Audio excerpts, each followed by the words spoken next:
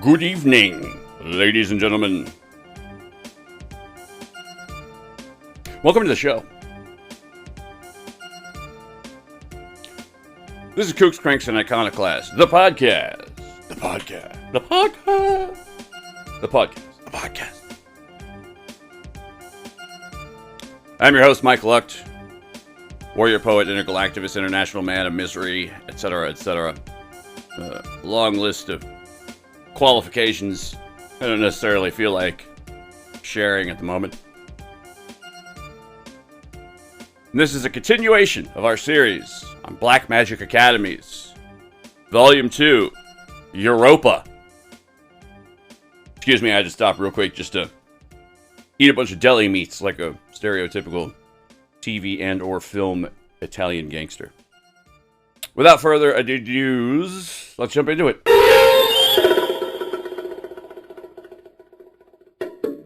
Welcome to my home.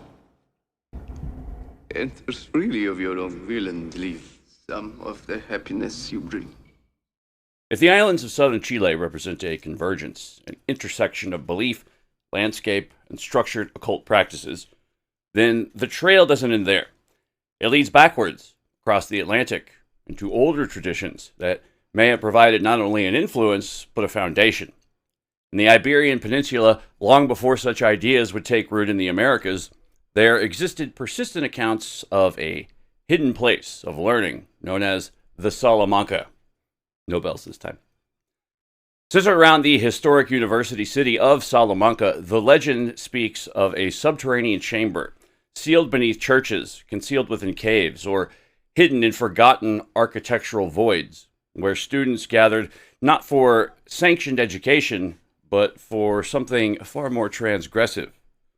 According to early modern folklore, this was a school where the devil himself presided as the instructor.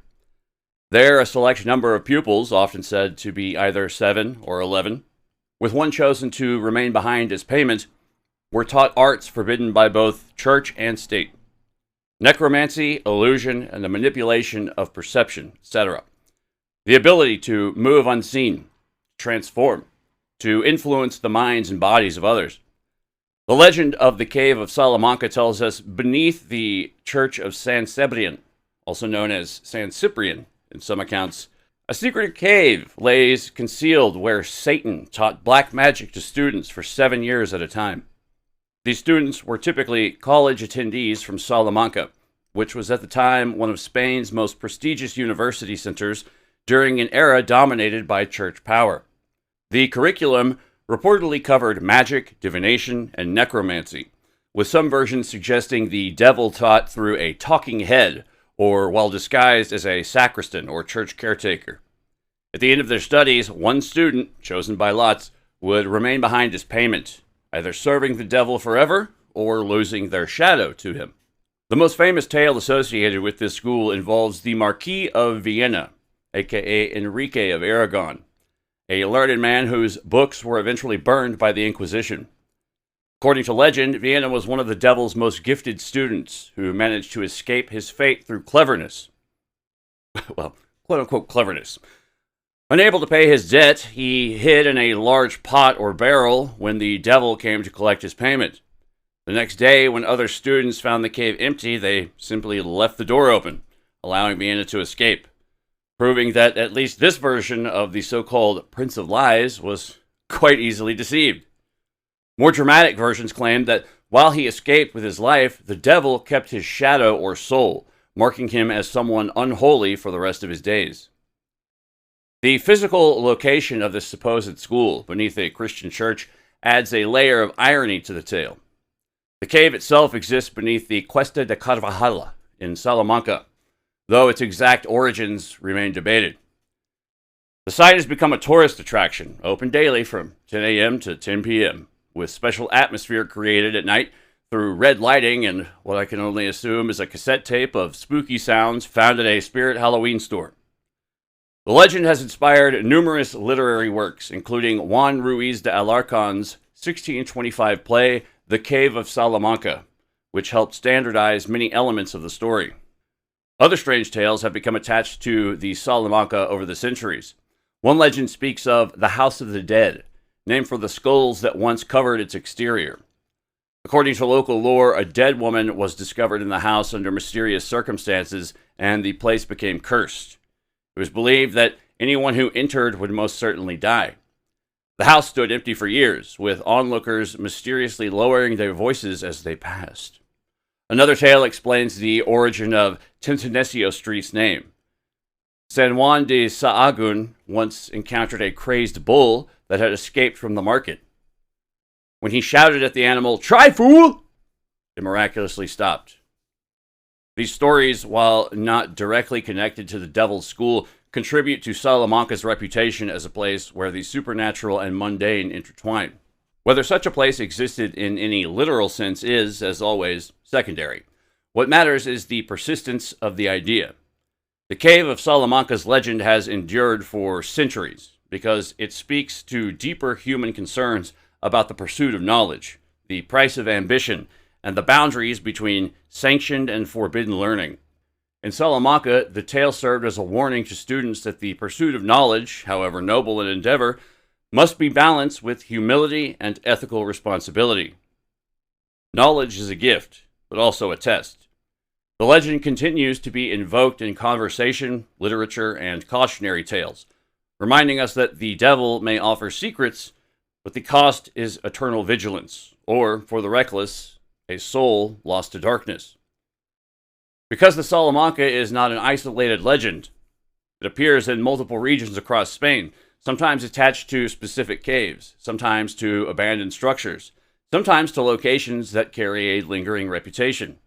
Places where animals refuse to linger, where sound behaves strangely, or where the boundary between interior and exterior space seems unstable. These are, in other words, locations already marked, already set apart, already understood long before the legend is even applied as being somehow, some way, quite different. And it's precisely this pattern that begins to repeat. Across northern Spain, regions such as Galicia and Asturias preserve traditions of megas, witches associated not only with malefic practices, but with lights seen moving across hillsides, with encounters along remote paths, with nocturnal disturbances that blur the line between haunting and something more physical. In these same regions, reports of unexplained luminous phenomena, what would later be termed ghost lights, have been recorded for centuries, often appearing near ancient burial mounds, standing stones, or crossroads. These are ritual landscapes, or at least landscapes that have been treated as such for a very long time. What begins to emerge once these traditions are examined more closely isn't simply a loose collection of regional superstitions, but a consistent pattern of transformation, one that appears again and again across northern Spain, tied to both specific individuals and specific locations. In Galicia, the figure of the lobosome, the werewolf, occupies a space that is far less metaphorical than it might initially appear. Transformation, in this context, isn't always framed as a curse imposed from the outside, but in some cases as something inherited, activated, or even learned. One of the most well-documented historical cases of that is Manuel Blanco Romasanta, whom we covered way back in an episode covering lycanthropy, for anyone interested, who was arrested in 1852 and tried in 1853. Romasanta confessed to multiple murders committed across rural Galicia, claiming that he transformed into a wolf during these acts. While the court ultimately rejected the literal truth of his claim, contemporary records indicate that his statements aligned closely with existing regional beliefs surrounding human-animal transformation, and were not dismissed outright by those familiar with such traditions. Parallel to this are the traditions surrounding the bruxa, a form of witchcraft deeply embedded in the folklore of Galicia and northern Portugal. Ethnographic work by Vicente Risco in the early 20th century preserves accounts in which witnesses describe nocturnal figures appearing first as lights, small, shifting, luminous forms, before morphing into animals such as owls, cats, or wolves, then vanishing entirely. These encounters aren't randomly distributed, but cluster around specific types of locations. crossroads, burial mounds, forest edges, and transitional spaces long understood within local traditions as thresholds. Further east in the Basque region, these patterns become more explicitly tied to place. The caves of Zugudamurdi, the site of witch trials from 1609 to 1614, appear in both Inquisition records and later folklore as a focal point for gatherings known as alcalade. Testimonies collected during these trials describe participants transforming into animals, traveling through the air, and assembling in specific recurring locations. While such confessions must be read critically, the consistency of their imagery, transformation, flight, nocturnal congregation, mirrors patterns found across other regions and periods. What's particularly striking, however, is how close these older traditions align with more recent accounts of anomalous phenomena in the same regions. In January of 1994, near the village of Cando in Galicia, a bright aerial object was observed crossing the sky before an explosion created a crater-like impact site, an event later studied in detail by astronomers and reported in regional press.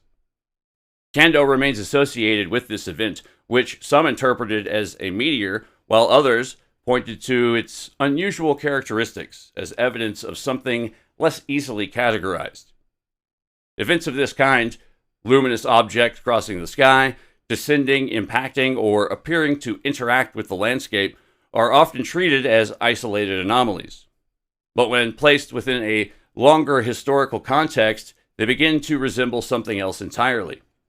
Not random occurrences, but recurring features. Signals, perhaps, that a location has been marked repeatedly over time. In many parts of Europe and well beyond, sites later regarded as sacred, dangerous, or otherwise set apart share a common thread. They're places where something was seen in the sky, a light, a fire, a descending presence, etc. In earlier periods, such events might be recorded as omens, divine manifestations, or celestial portents. In later accounts, they become meteors, unexplained aerial phenomena, or structured craft. The language changes, the interpretation shifts, the core experiences remain remarkably consistent. Over time, these events accumulate. A single incident becomes a story becomes a warning becomes a boundary, and eventually a pattern emerges. One in which specific locations are revisited again and again, not only in memory, but in experience.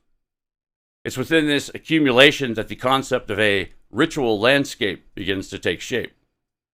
Not necessarily because rituals created the phenomena, but because the phenomena themselves may have been drawn to the site long before any formal practice was established. In this sense, the appearance of aerial lights, whether interpreted as meteors, spirits, or something more technologically framed, may represent one of the earliest and most persistent indicators that a location has entered into this category. A place where the boundary is thinner, where something appears more than once, and where over time people begin to return, whether to observe, to interpret, or to engage with whatever seems to be present there. More sustained activity followed in what researchers now refer to as the Galician UFO wave of 1995 to 1996.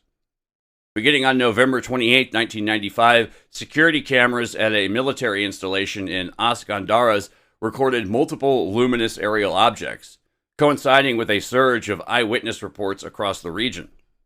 Residents described glowing craft, structured lights moving against prevailing wind patterns, and in some cases, the presence of humanoid figures associated with these phenomena. The concentration of sightings was significant, hundreds of reports within a matter of months, prompting both media attention and official concern. Yet these weren't isolated incidents. Spain's historical record contains a series of events spanning centuries that follow a similar pattern of luminous phenomena, physical traces, and, at times, direct encounters. In the late 19th century, the so-called Alcocer aerolite explosion, reported near Alcocer, described a fiery object descending from the sky, accompanied by a violent detonation and unusual debris. While cataloged alongside meteorite falls, the event's reported characteristics, its trajectory, fragmentation, and lingering local folklore have led some later researchers to revisit it within a broader anomalous framework. Other cases move beyond aerial phenomena into direct interaction. Among the more unusual accounts preserved in regional folklore is the story often referred to as the Pear Girl, associated with rural areas of northern Spain. In these narratives, a young girl encounters non-human entities emerging from subterranean spaces, described in later retellings as tall, pale figures, and is either taken or returns with fragmented memories of an underground environment. While difficult to verify in a conventional sense, variations of this story have persisted, and in some cases have been linked, at least anecdotally, to later reports of similar entities in the same geographic regions. In August and September of 1917, repeat that, 1917, reports from the province of Badajoz documented a series of unexplained livestock deaths. Animals were found mutilated under unusual circumstances, with a lack of any clear predation marks and, in some cases, bloodless carcasses. Details that would later become familiar with the modern phenomena of cattle mutilations. Contemporary newspapers recorded these events as unexplained, and they remain an early European example of a pattern more commonly associated with late 20th century reports. It is, however, in the latter half of the 20th century that these elements converge with unusual clarity. On the night of November 12, 1976, at Talavera La Real Air Base, a group of Spanish Air Force personnel stationed on guard duty reported an encounter that would later become one of the most discussed military incidents in the country's UFO history. According to multiple accounts compiled in later investigations, soldiers on patrol first became aware of something unusual when one of the base's guard dogs returned to their position in a state of visible distress, sluggish, disoriented, and unresponsive to commands. Moments later, at an estimated distance of roughly 15 meters, or approximately 50 feet, a figure appeared. It was described as approximately 3 meters in height, nearly 10 feet tall, with a broad, heavy-set body, elongated arms, and a disproportionately small head. The surface of the figure didn't appear solid in the conventional sense, but instead seemed to consist of a shifting pattern of greenish light, as though its form were composed of luminous points rather than continuous matter. So basically, picture a loose-knit configuration of floating green LED lights, taking the formation of a vaguely humanoid shape. Several witnesses noted what appeared to be a helmet-like structure enclosing the head. Interpreting the figure as a potential intruder, the soldiers opened fire. Between 40 and 50 rounds were discharged in its direction. According to the reports, the entity didn't react in a manner consistent with a physical target. Instead, it intensified in brightness, described as a sudden flash, and then vanished. Not retreated, not obscured, just gone. The immediate aftermath was no less unusual. The base was placed on high alert, and a coordinated search operation involving dozens of personnel was conducted the following day. No physical evidence was recovered. No bullet impacts were located on any of the surrounding structures. No casings were found corresponding to the volume of fire reported, and no trace of the entity itself was ever identified. Overlaying all of this are numerous apparitional events traditionally interpreted through a religious framework, particularly manifestations of the Virgin Mary. These Marian apparitions, reported across various regions of Spain, often involve luminous figures, radiant light phenomena, and encounters occurring in isolated or elevated landscapes.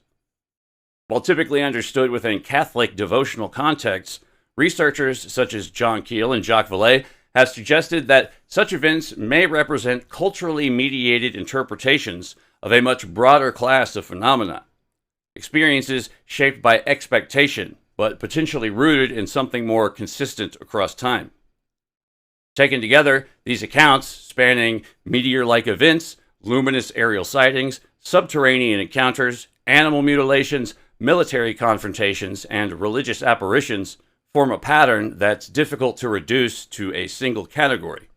The details vary, the interpretations shift, but the underlying structure remains. These modern accounts follow a familiar sequence. A light appears, often described as unusually bright, structured, or behaving in ways inconsistent with conventional aircraft. It moves in silence or emits a sound more akin to interference than propulsion. In some cases, it descends, approaches, or lingers near ground level. And then, just as suddenly, it disappears. In earlier traditions, such lights become animals. In modern accounts, they remain unidentified. But the pattern, the progression from light to presence, from distant observation to localized encounter, remains remarkably consistent. Taken together, these elements begin to suggest something more structured than isolated belief.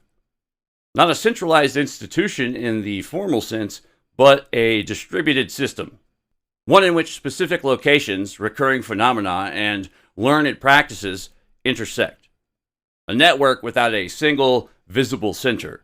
A pattern that doesn't announce itself directly, but becomes visible through repetition. And within that pattern, transformation isn't an exception, but a function. If the Salamanca represents the institutionalization of forbidden knowledge, then these locations represent the environments in which such knowledge is believed to operate most effectively. Not random places nor interchangeable terrain, but specific sites. Repeatedly returned to, repeatedly avoided, and repeatedly marked in story after story as points of contact. There are, however, certain locations within this broader European landscape where these elements don't simply coexist in the abstract, but appear to converge with unusual intensity. One such place lies along the natural boundary between France and Spain, in the eastern Pyrenees. That location is Mount Canigou. Rising sharply from the surrounding terrain, Canigou has long been regarded as more than a geographic feature. In regional folklore, it's described as a place of hidden forces. Its slopes associated with witch gatherings, subterranean presences, and entities said to dwell beneath the mountain itself. Among the more persistent legends is that of a vast slumbering presence, often described as a great dragon. Lying dormant beneath the rock, its influence extending outwards into the surrounding landscape. This motif, the presence of something vast and concealed beneath the earth, is not unique to this region. Variations of the subterranean dragon appear across both Eastern and Western traditions, often attached to specific geographic features such as mountains, hills, caves, and long ridgelines that seem, in folklore at least, to trace the body of something sleeping beneath the surface. In parts of Europe, these features are sometimes described in terms that would later be echoed in the idea of ley lines, invisible currents or alignments running through the landscape, linking ancient sites, standing stones, and megalithic structures. In East Asian traditions, a similar concept emerges in the form of dragon lines, where the land itself is understood as a living system of flows and channels, its contours shaped by the movement of an ancient buried serpentine force. Though the terminology differs, the underlying idea remains strikingly consistent, that certain places aren't isolated points of significance, but multiple junctions within a larger interconnected pattern. What makes this particularly relevant is the tendency for these lines, whether conceptualized as energetic pathways, geological features, or something more abstract, to intersect at locations already marked by unusual phenomena. Megalithic sites, ancient burial grounds, high altitudes, and natural formations often cluster along these perceived alignments as though selected or recognized rather than arbitrarily placed. In some traditions, these are points where the dragon surfaces and its presence is closest to the world above. If such ideas are approached not as literal descriptions, but as attempts to map recurring experiences onto the landscape, they begin to take on a different significance. The dragon beneath the mountain becomes less a creature in the physical sense and more of a way of describing a persistent underlying condition, something that moves through the land, concentrates in certain areas, and at times manifests in ways that are interpreted as lights, presences, or forces emerging from below. Historically, the region surrounding Canigou was also a stronghold of the Cathars, a Gnostic dualist movement condemned as heretical by the medieval church. Their presence in the Pyrenees and the subsequent efforts to eradicate them left behind a cultural residue of secrecy, hidden knowledge, and suppressed belief systems that would later be reinterpreted through the lens of witchcraft and sorcery.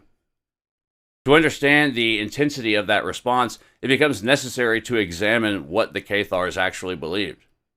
Their worldview was fundamentally dualistic, a division between a transcendent, purely spiritual realm associated with a benevolent divine principle, and the material world, which they regarded as corrupt, either created or governed by a lesser, flawed, or outright malevolent force. In this framework, the physical body was not a vessel to be redeemed, but rather considered as a kind of prison. Salvation didn't come through participation in the material world, but through detachment from it. This placed them in direct opposition to the doctrinal structure of the medieval church. Core elements of Catholic theology, such as the sanctity of material sacraments, the authority of the priesthood, and the role of the institutional church as intermediary between humanity and the divine, were effectively rejected. The Cathars didn't recognize the legitimacy of church hierarchy, nor did they accept the necessity of its rituals for salvation. Instead, they practiced a simplified spiritual path centered around a rite known as the Consolamentum, a form of spiritual baptism that, once received, committed the initiate to a life of strict discipline, renunciation, and moral rigor. Among the Cathars themselves, a distinction existed between ordinary believers and the perfecti, individuals who had undergone this initiation and were expected to live according to its demands. The perfecti adhered to an austere lifestyle, often embracing celibacy, rejecting material possessions, and abstaining from certain foods in accordance with their beliefs about the corruption of the physical world.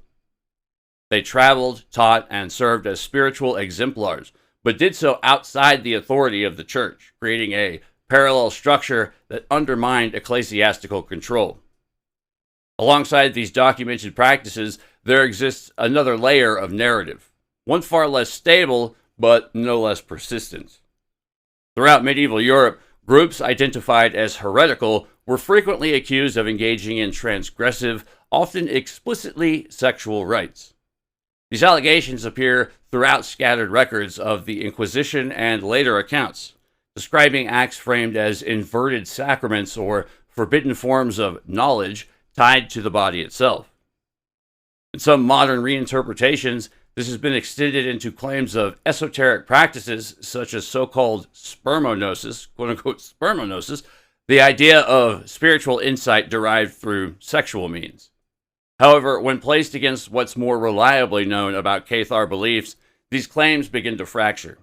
The documented emphasis on celibacy, renunciation, and the rejection of physical desire, particularly among the perfecti, stands in direct contradiction to the idea of any ritualized sexuality as a spiritual path. Rather than engaging with the body as a source of knowledge, Cathar theology appears to have positioned it as something to be transcended. This tension points toward a broader and more revealing pattern. Accusations of sexual deviance, inversion, and taboo-breaking behavior recur with striking consistency across historical accounts of marginalized or suppressed groups. They appear not only in relation to the Cathars, but later in descriptions of witchcraft, nocturnal assemblies, and other clandestine traditions. The Knights Templar being a prime example. Whether these claims reflect misunderstood practices, coerced testimony, or deliberate attempts at delegitimization, they function in a similar way, to frame the group in question as not merely incorrect, but fundamentally opposed to any and or all moral and natural order. In this sense, such narratives may tell us less about the actual practices of the Cathars and more about the mechanisms by which alternative systems of belief are interpreted, distorted, and ultimately condemned. The image of the heretic as one who inverts all norms, spiritual, social, and physical, becomes a powerful tool, shaping how these groups are remembered long after their original doctrines have been erased or obscured. From the perspective of church authorities, this wasn't merely just a theological disagreement. It was a systemic threat. A movement that rejected material sacraments, denied clerical authority, and operated through its own network of teachers and initiates represented a direct challenge to both spiritual and political order. The Cathars weren't simply dissenters, they were seen as destabilizing the very framework through which medieval society was organized. The suppression of the Cathars wasn't a quiet or contained process. Beginning in 1209 with what's now known as the Albigensian Crusade, the region was subjected to decades of military campaigns, sieges, mass executions, and systematic efforts to eliminate not only a belief system, but the communities that sustained it. Fortified strongholds fell one by one. Entire populations were displaced or killed. And even after the formal end of the crusade, the machinery of the medieval Inquisition continued the process via interrogations, trials, and punishments designed to root out what remained. This wasn't simply a conflict of ideas. It was an event that unfolded across the physical landscape. Villages burned, bodies buried in unmarked mass graves, lives ended under conditions of extreme fear, violence, and upheaval. Unlike other locations marked by prolonged human suffering and trauma, such events have often been remembered not only in historical record, but in the character of the place itself. In modern terms, there are certain speculative frameworks that attempt to describe how such experiences might persist. The so-called stone tape theory suggests that environments can, under certain conditions, retain impressions of intense emotional or psychological events, replaying them in fragmented or symbolic ways. There's a primal dread in the realization that stone and soil might possess a memory. In the wake of unspeakable tragedy, a place can cease to be a mere setting and instead become a vessel, an echo chamber where the final screams of the past refuse to evaporate, manifesting instead as a rhythmic, suffocating rot in the atmosphere. The structural stone tape of the Pyrenees is arguably most saturated by the shadows of the 13th century Albigensian Crusade, a campaign of systematic eradication directed at the Cathar heretics that transformed these peaks into a theater of visceral horror. The violence wasn't merely localized, it was an atmospheric purge characterized by the industrial-scale burning of human beings, most infamously at the foot of Mont Ségur, where over 200 individuals were marched into a communal pyre. This era of high strangeness and high cruelty saw the landscape itself become a witness to a unique form of psychological and physical trauma. The sheer density of the agony, entire villages decimated, ancient families uprooted, and the perfecti hunted through the very mountain fissures they'd considered sacred. It all created a psychic imprint that many believe never fully dissipated. This historical stain is less a collection of dates and more a lingering, heavy silence that permeates the high passes. The brutal nature of the Cathar extermination, the desperate sieges of mountain fortresses, and the subsequent inquisitorial cleansing that followed, acted as a massive release of concentrated emotional energy into the local geology. In the centuries since, the local environment has been described as possessing a predatory memory, where the geography of the Pyrenees acts as a storage medium for the collective terror of those who were cornered against its cliffs. This residue suggests that the landscape didn't just observe the genocide, but absorbed it, curdling the atmosphere into something that still exerts a palpable, rhythmic pressure on the modern observer. Within this context, the Pyrenees, and locations such as Canigou in particular, can be understood not only as sites of folklore or natural anomaly, but as landscapes layered with historical memory. Memory not necessarily preserved in a conventional sense, but encoded through story, repetition, and the persistent sense that something remains. Not as a clear narrative, but as an atmosphere, a pressure, a residue that shapes how the place is experienced and how it's interpreted by those who return to it. Within local traditions, practitioners sometimes referred to as bruchas are said to have traveled to Canigou not merely to gather, but to learn, to undergo forms of transformation. In some accounts, these transformations are described in explicitly physical terms. The the shedding of skin, and or the assumption of alternative forms. In others, they're framed more subtly as shifts in perception, movement, or presence within the landscape itself. Historical accounts and later ethnographic reconstructions suggest that such transformations were often understood as the culmination of demanding, highly structured rites centered on the mountain's unique topography. Practitioners were said to ascend to high, mineral-rich plateaus where isolation, exposure, and environmental intensity become part of the process.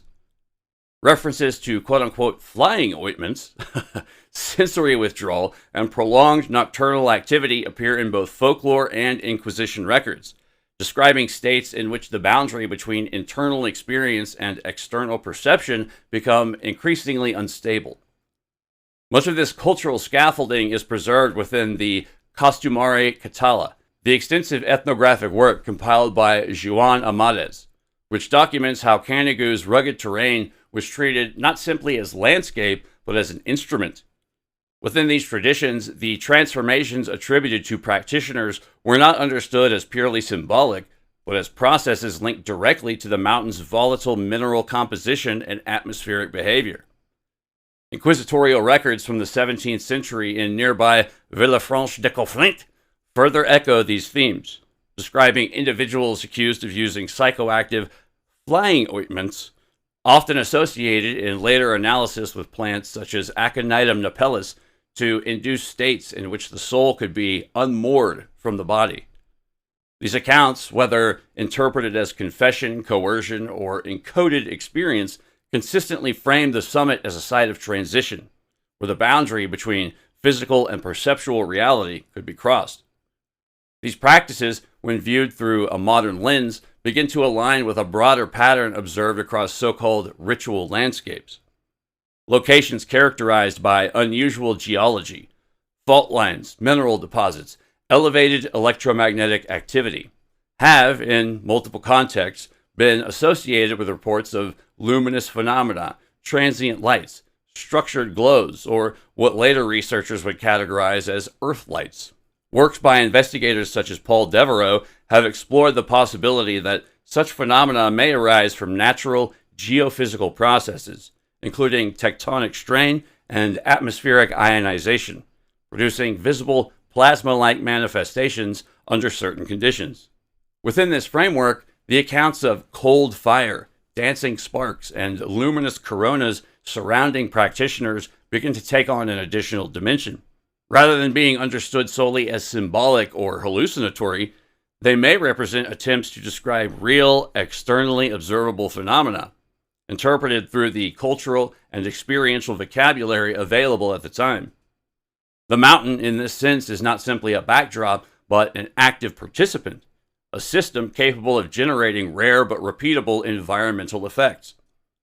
The relationship between the mountain's geology and these ritual practices is perhaps most vividly preserved in traditions surrounding the tempestaires, figures described in regional folklore as weather wizards.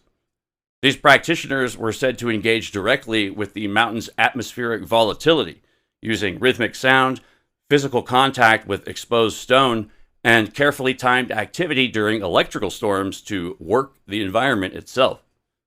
Accounts describe the striking of iron-rich granite surfaces to produce resonant tones, what some later researchers have termed a form of lithic resonance, intended to harmonize with the mountain's frequent lightning activity. Local accounts of the tempestaires extend beyond simple weather prediction or folk meteorology.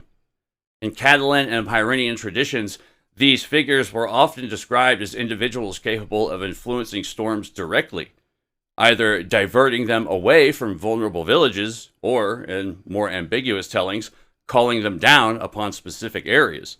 Oral traditions collected in the surrounding regions describe sudden, highly localized storm formations attributed not to natural chance, but to deliberate intervention.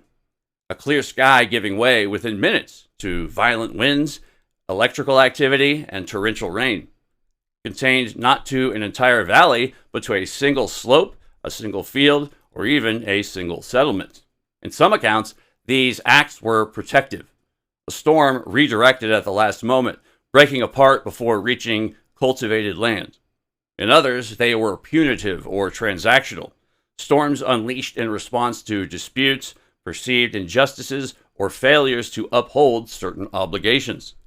The tempestaire, in this sense, occupies a liminal role, neither wholly benevolent nor explicitly malevolent, but operating within a framework in which weather itself becomes a medium of influence.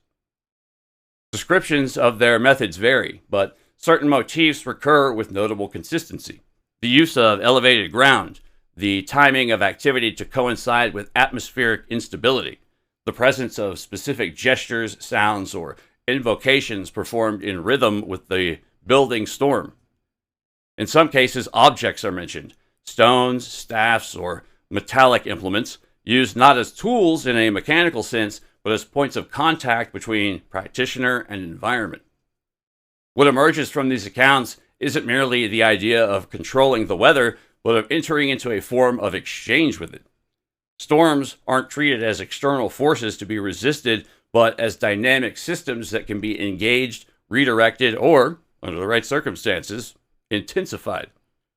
The practitioner doesn't stand apart from the environment, but steps into alignment with it, timing actions to coincide with moments of maximum volatility, when the boundary between stability and disruption is already at its thinnest.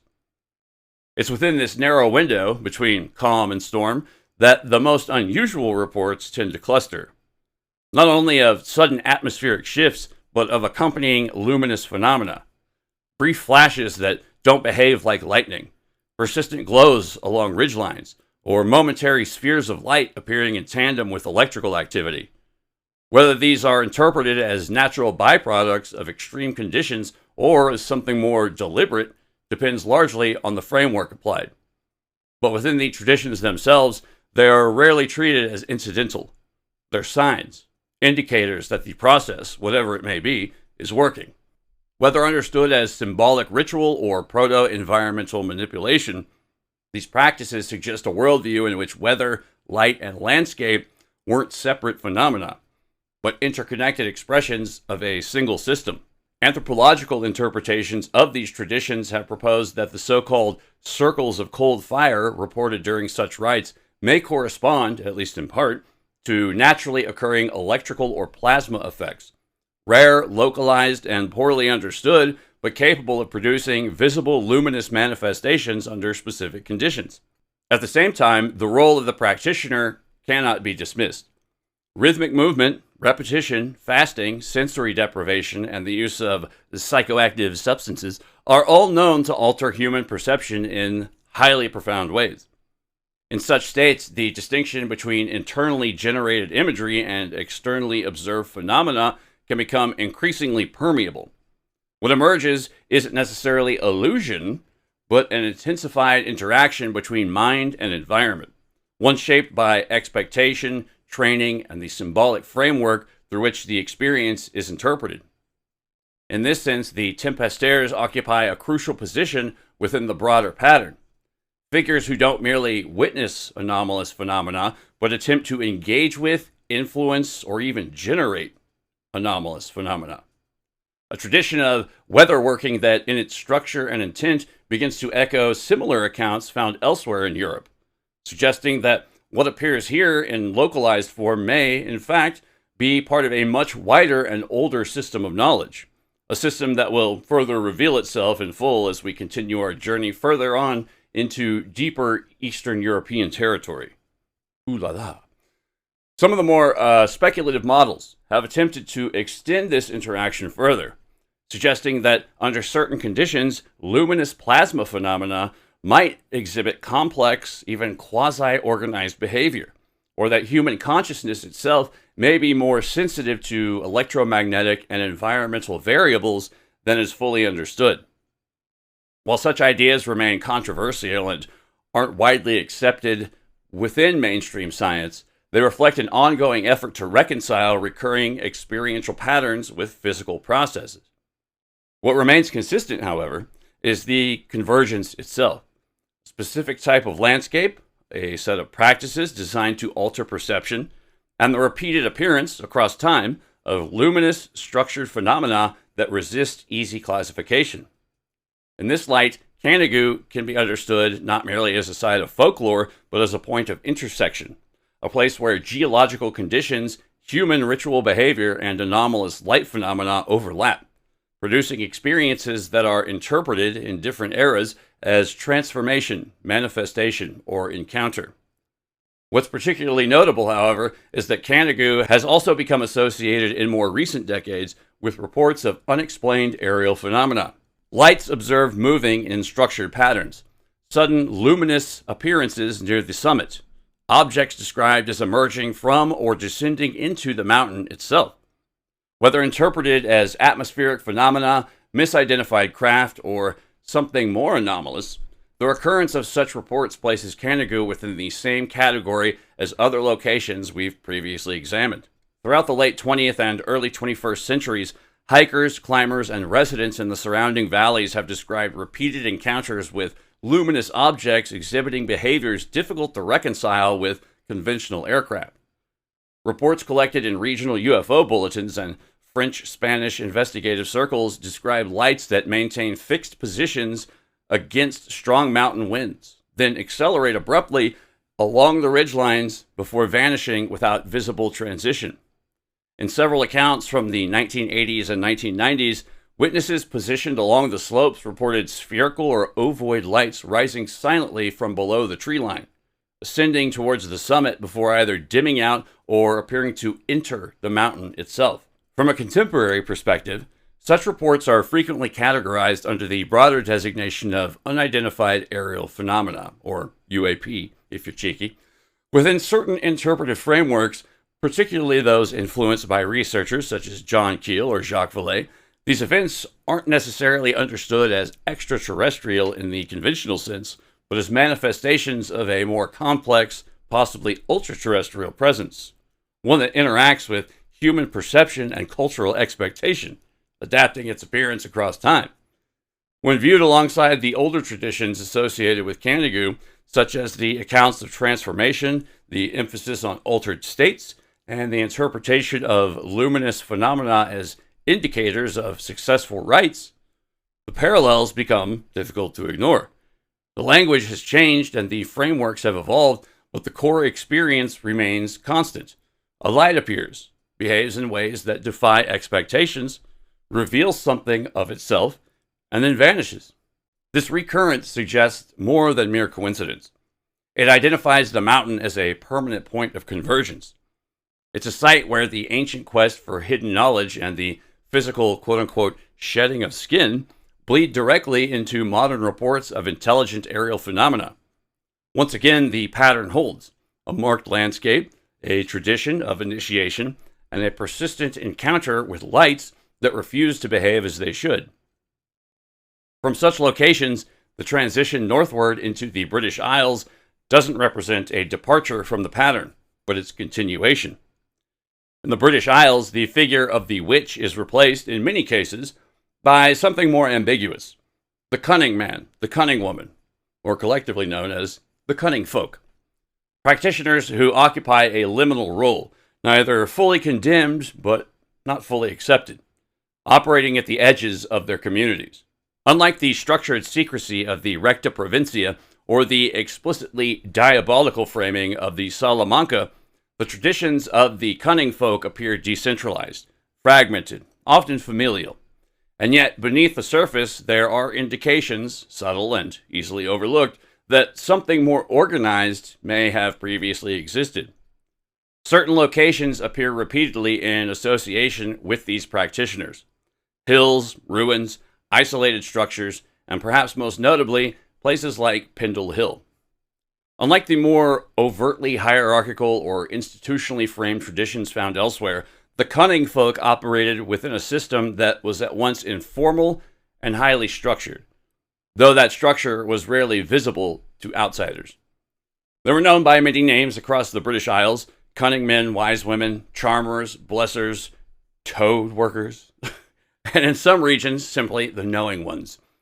The practices ranged from healing and divination to curse removal, spirit negotiation, and in certain cases, the quiet deployment of malefic countermeasures against perceived threats. At the level of daily life, they functioned as intermediaries. Individuals sought out not only for remedies to illnesses, but for protection against witchcraft, recovery of stolen goods, identification of unseen aggressors, and the interpretation of anomalous events. Lights in the fields, disturbances in the home, encounters along remote pathways that resisted ordinary explanations. In this sense, the cunning folk weren't operating on the fringes of society, but within it, embedded, relied upon, and often feared in equal measure. What complicates the picture is the extent to which their practices drew upon overlapping bodies of knowledge. Surviving manuscripts and oral traditions point towards the use of psalms, invocations, and fragments of Christian liturgy alongside elements derived from earlier folk traditions. Protective circles, ritual timing, the use of iron, salt, and specific plants, as well as techniques involving mirrors, water, and reflective surfaces. In some cases, there are indications of engagement with grimoires, texts such as the Key of Solomon or later vernacular adaptations, though whether these were widely used or limited to a smaller subset of practitioners remains a subject of debate. Running parallel to these textual and ritual elements, there exists another layer, less formalized but no less persistent, centered on the role of animal intermediaries. Among these, the toad appears with unusual frequency, not merely as a symbolic creature, but as an active participant within certain strands of folk practice. Accounts from early modern England and later folkloric collections describe the toad as a vessel, a conduit, or in some cases, a familiar spirit in its own right, something kept, fed, concealed, and occasionally consulted. In trial records and regional lore, practitioners were sometimes accused of housing such creatures in small containers, hidden recesses, yes, even those hidden recesses, or within the fabric of the home itself. The toad in these accounts isn't passive. It's said to respond, to carry intent, to act as a point of exchange between the practitioners and whatever unseen forces were being engaged with. Whether understood as literal animal companions, spirit forms perceived through altered states, or projections shaped by cultural expectation, their presence introduces a recurring dynamic, the outsourcing of agency. Power isn't held directly, but mediated, channeled through something that exists outside of the practitioner. This is where the boundary between practitioner and familiar begins to blur. In some traditions, the relationship is described as transactional, an exchange of care, offerings, or secrecy in return for assistance. In others, it becomes more ambiguous, with suggestions that the familiar isn't merely a helper, but an extension, a doubling, something that moves independently yet remains linked. So within this framework, the familiar occupies a role not unlike that of a shapeshifter in other traditions, not through overt physical transformation, but through displacement, action at a distance, presence manifesting in more than one place at a time. Closely related to this are accounts of interaction with localized spirits, entities tied not to abstract cosmologies, but to specific environments, fields, marshlands, boundary zones, and older features within the landscape, such as mounds or earthen rises. In English folklore, these are often grouped under terms like boggarts, though the designation varies by region. What remains consistent is their association with particular places and their tendency to engage, sometimes cooperatively, sometimes not so much, with those who know how to approach them. For the cunning folk, such interactions appear to have been pragmatic rather than devotional. These weren't distant gods, but immediate presences, negotiated with, appeased, or resisted depending on circumstance. In this sense, the practitioner operates less as a solitary figure and more as a mediator with a crowded, unseen ecosystem, one in which animals, spirits, and human intention intersect within a shared, though only partially visible, environment. There are even occasional indications, fragmentary but suggestive, of overlap with broader currents of folk Christian magic. Figures such as the aforementioned Saint Cyprian appear in certain European traditions as patrons or exemplars of occult knowledge, their reputations persisting at the margins of official doctrine. While more prominently associated with Iberian practices, the conceptual framework, a sanctioned figure who bridges the sacred and the forbidden, finds echoes within British folk magic as well, particularly in the blending of prayer, charm, and ritual techniques. Taken together, these elements complicate any attempt to define the cunning folk as either purely benevolent healers or covert practitioners of malefic arts. Instead, they suggest a system in which agency is distributed across texts, traditions, landscapes, and entities, both human or otherwise. A system in which knowledge isn't simply learned but negotiated, and in which the line between the practitioner and the force they engage remains, at all times, deliberately indistinct. Transmission of this knowledge was rarely public. It was often described as something passed quietly, within families, between select individuals, or under conditions that implied initiation without formal acknowledgement. Certain accounts describe the necessity of receiving the gift at specific times, midnight crossroads, or seasonal thresholds, while others suggest that knowledge was deliberately fragmented, distributed in such a way that no single practitioner held a complete system. Whether this reflects an intentional method of concealment or simply the organic evolution of localized traditions is difficult to determine. There are, however, recurring patterns that hint at something more deliberate. Practitioners associated with particular regions often display strikingly similar methods, symbols, and conceptual frameworks, even when separated by distance. Specific sites, hills, ancient boundaries, or ruined structures reappear in both folklore and reported activity, suggesting that these locations weren't chosen at random, but recognized as possessing certain qualities conducive to the work being performed. In this context, the distinction between healing and harm becomes less stable. While many cunning folk presented themselves as protectors, individuals who counteracted witchcraft rather than actually practicing it, the techniques involved frequently mirror those attributed to the very forces they claim to oppose. The same knowledge that could be used to remove a curse could, under different circumstances, be used to place one. And in a system where reputation, survival, and local authority were often intertwined, the boundary between defense and offense wasn't always clear-cut. What emerges isn't a loose collection of superstitions, but a functional system, adaptive, regionally embedded, and capable of operating both within and or alongside dominant religious and social structures. A system in which knowledge is power, but power is rarely centralized. A system that leaves behind few formal records, but persists through repetition, location, and experience. The Pendle witch trials of 1612 are among the most well-documented cases of witchcraft prosecution in England. But beyond the legal record, the landscape itself carries a reputation that persists to this day. Reports of apparitions, strange lights, disembodied voices, and unexplained animal behavior continue to surface, often clustered in specific areas rather than distributed evenly across the region. The persistence of that reputation is not confined to distant history. It continues to surface in the form of localized, recurring reports, often described in terms that echo much older accounts, but framed through modern experience. In the autumn of 1979, near the village of Barley at the base of Pendle Hill, a local resident, Alan Whitaker, reported observing a series of low-moving lights crossing the lower slope of the hill shortly after dusk. The lights were described as silent, orange-white in color, and moving against the prevailing wind. According to Whitaker's account, recorded in regional UFO research newsletters the following year, the lights appeared to pause intermittently before vanishing simultaneously, leaving no visible source or trace. Similar reports emerged throughout the 1980s. On the night of March 12, 1987, two hikers, identified in local press archives as David and Susan Greenwood, reported an encounter along a footpath near Ogden Clough.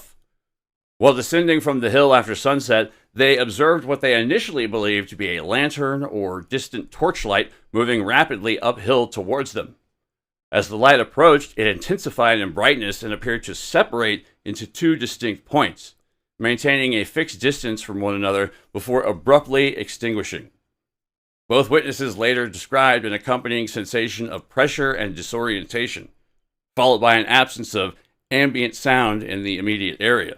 Animal-related disturbances, a recurring feature in earlier witchcraft accusations, continue to appear in more recent accounts. In 1994, a farmer operating on land roughly reported a series of unexplained livestock reactions over the course of several nights, primarily involving sheep clustering tightly in a single section of pasture, refusing to move even when physically driven. The behavior was accompanied, according to the farmer's statement in a local agricultural bulletin, by the repeated appearance of what he described as, quote, dim hovering glow, unquote, positioned just beyond the boundary wall. No predator activity or environmental cause was ever identified.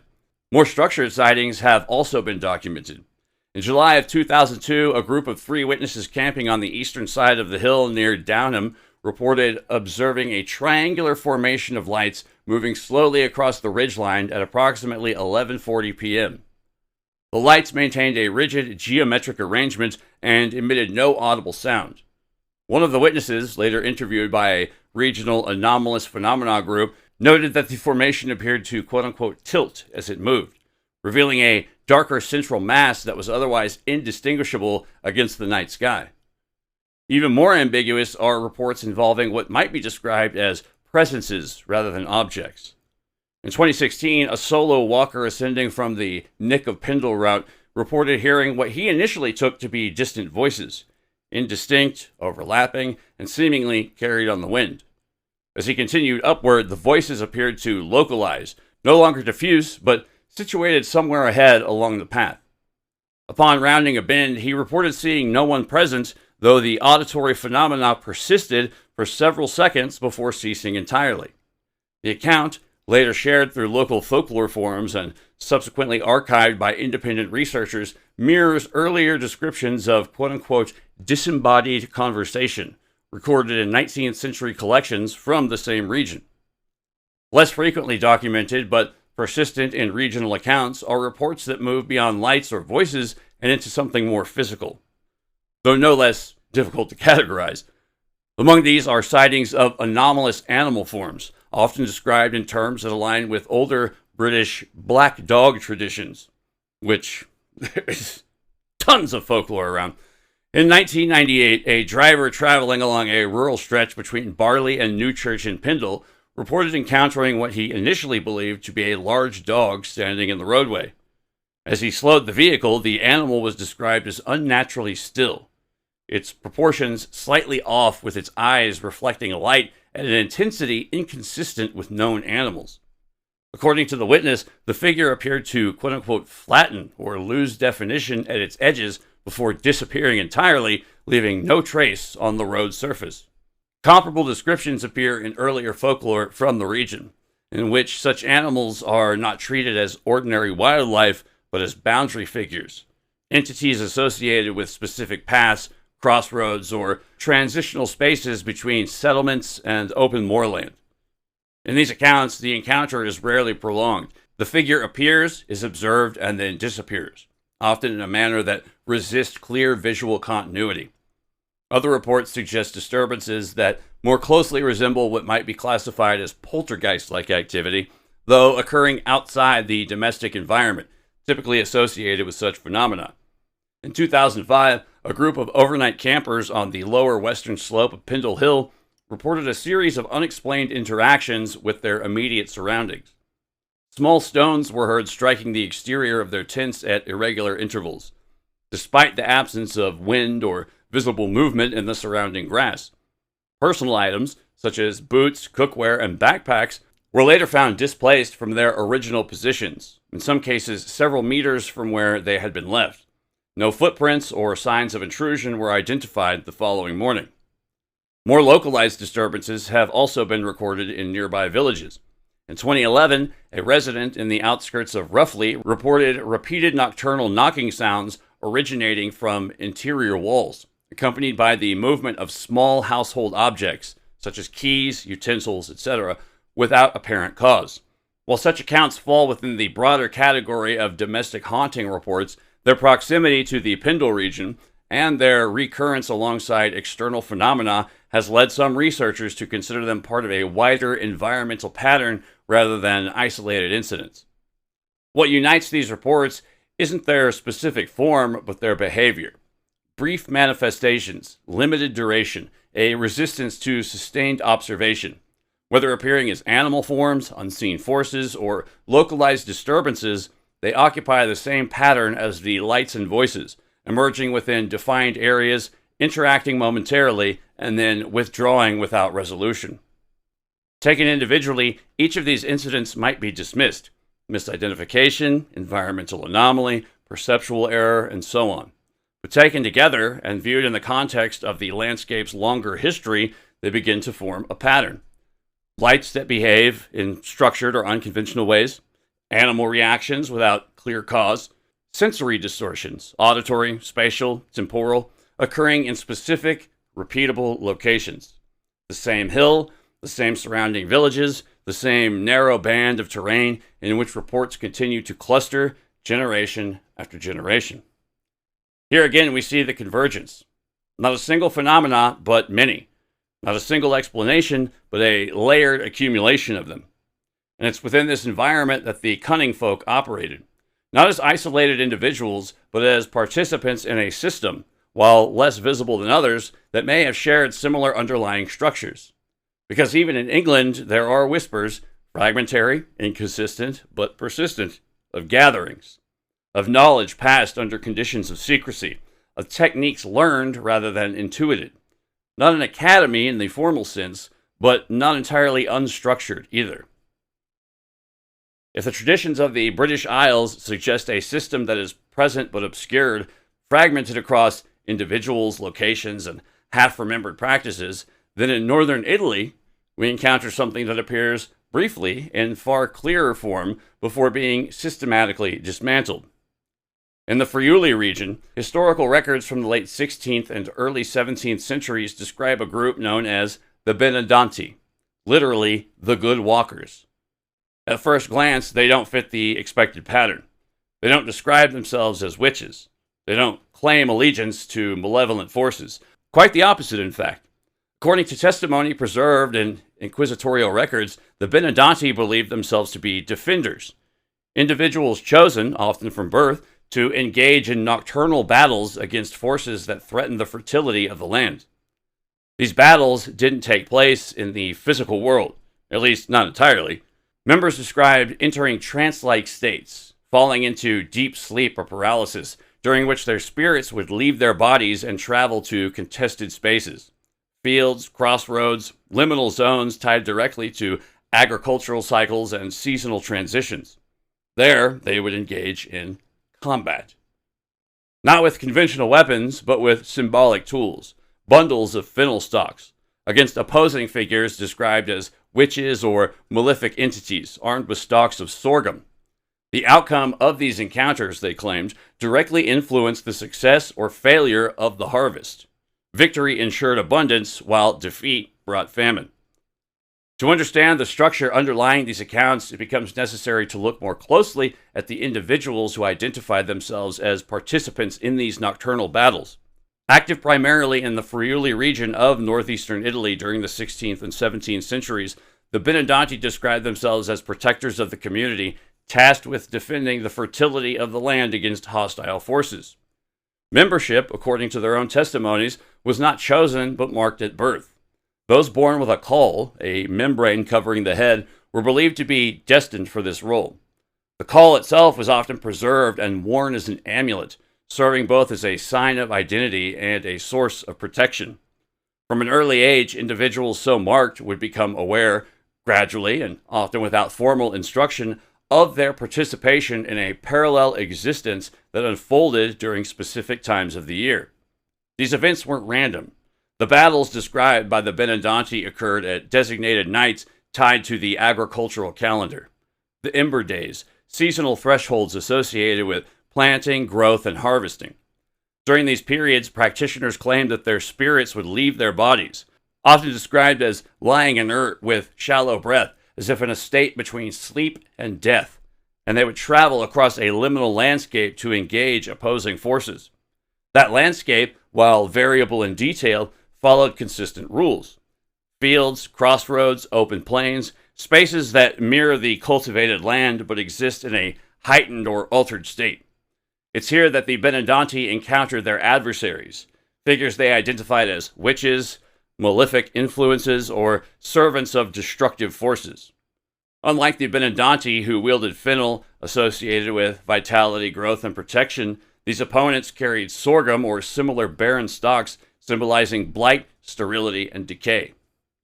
What's critical is that both sides appear to operate within the same system. This isn't a case of isolated individuals imagining conflict, but of two groups, each recognizing the other, engaged in structured opposition. The witches, as described in these testimonies, aren't abstract figures, but participants with intent. They seek to spoil crops, drain vitality, and undermine the stability of the community at large. The Benandanti, in turn, resist, repel, and attempt to restore balance. Specific individuals emerge from the historical record who help anchor these accounts. One of the earliest documented Benandanti, Paolo Gasparuto, described being summoned in spirit form to join these battles, emphasizing that he didn't learn this practice through instruction, but simply found himself participating. Similarly, Battista Moduco recounted detailed encounters with opposing forces, reinforcing the consistency of the shared framework across separate testimonies. Over time, however, under sustained pressure from inquisitorial authorities, these narratives began to shift. What had initially been framed by participants as a protective, almost pastoral duty was gradually reinterpreted both by the church and eventually by the Benandanti themselves through the dominant language of witchcraft and diabolism. Encounters that once centered on agricultural protection began to incorporate elements of Sabbath gatherings, demonic figures, and inversion of Christian rites, suggesting not necessarily a change in underlying experience, but a change in the interpretive framework imposed upon it. It's within this broader context that comparisons to shape-shifting traditions begin to emerge. While the Benandanti themselves did not consistently describe physical transformation, their accounts of spirit travel, of leaving the body, operating in alternative forms or presences, align closely with motifs found in other European traditions. Most notably, in the late 17th century, a Livonian man named Thies of Kaltenbrunn, tried in 1692, described himself not as a servant of the devil, but as a hound of God, a werewolf who descended into the underworld to battle witches and recover stolen fertility on behalf of the living. Thies' testimony, though geographically removed, mirrors the Benandanti framework with striking precision. Nocturnal journeys, seasonal battles, a moral inversion in which the figure traditionally cast as monstrous becomes instead a defender.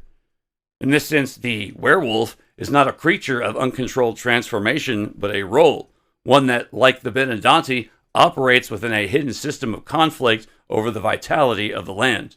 Taken together, these accounts suggest the presence of a distributed, culturally embedded structure, one that manifests differently across regions but retains a recognizable core, a system in which certain individuals are marked, whether by birth or by experience, in which knowledge isn't formally taught but nonetheless shared, and in which conflict isn't symbolic but enacted, within a landscape that's both familiar yet profoundly altered.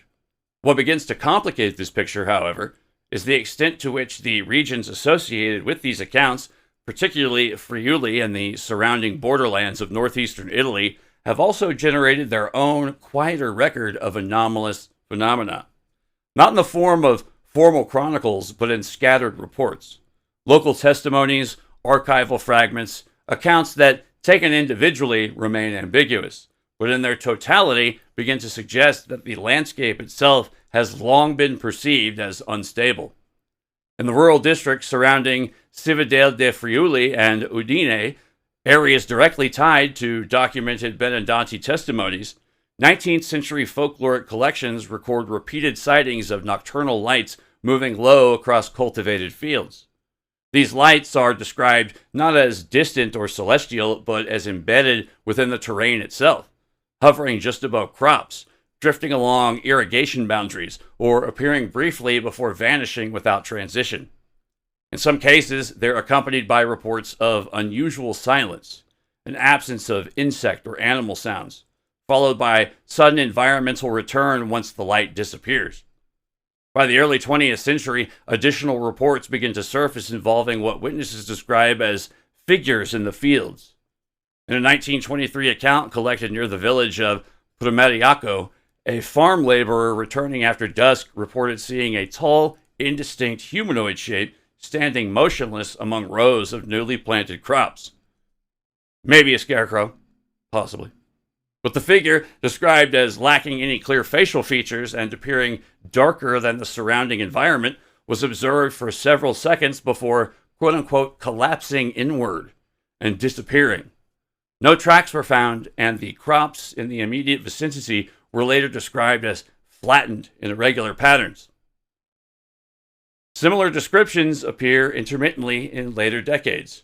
In 1957, near Monzano, multiple witnesses reported a low-moving, luminous object crossing a vineyard at night, followed by the next morning by a series of circular depressions in the soil. Vegetation bent but not broken, arranged in a roughly geometric formation. While attributed at the time to unknown atmospheric conditions, the physical trace left behind bears a resemblance, at least superficially, to what would later be categorized under a different name.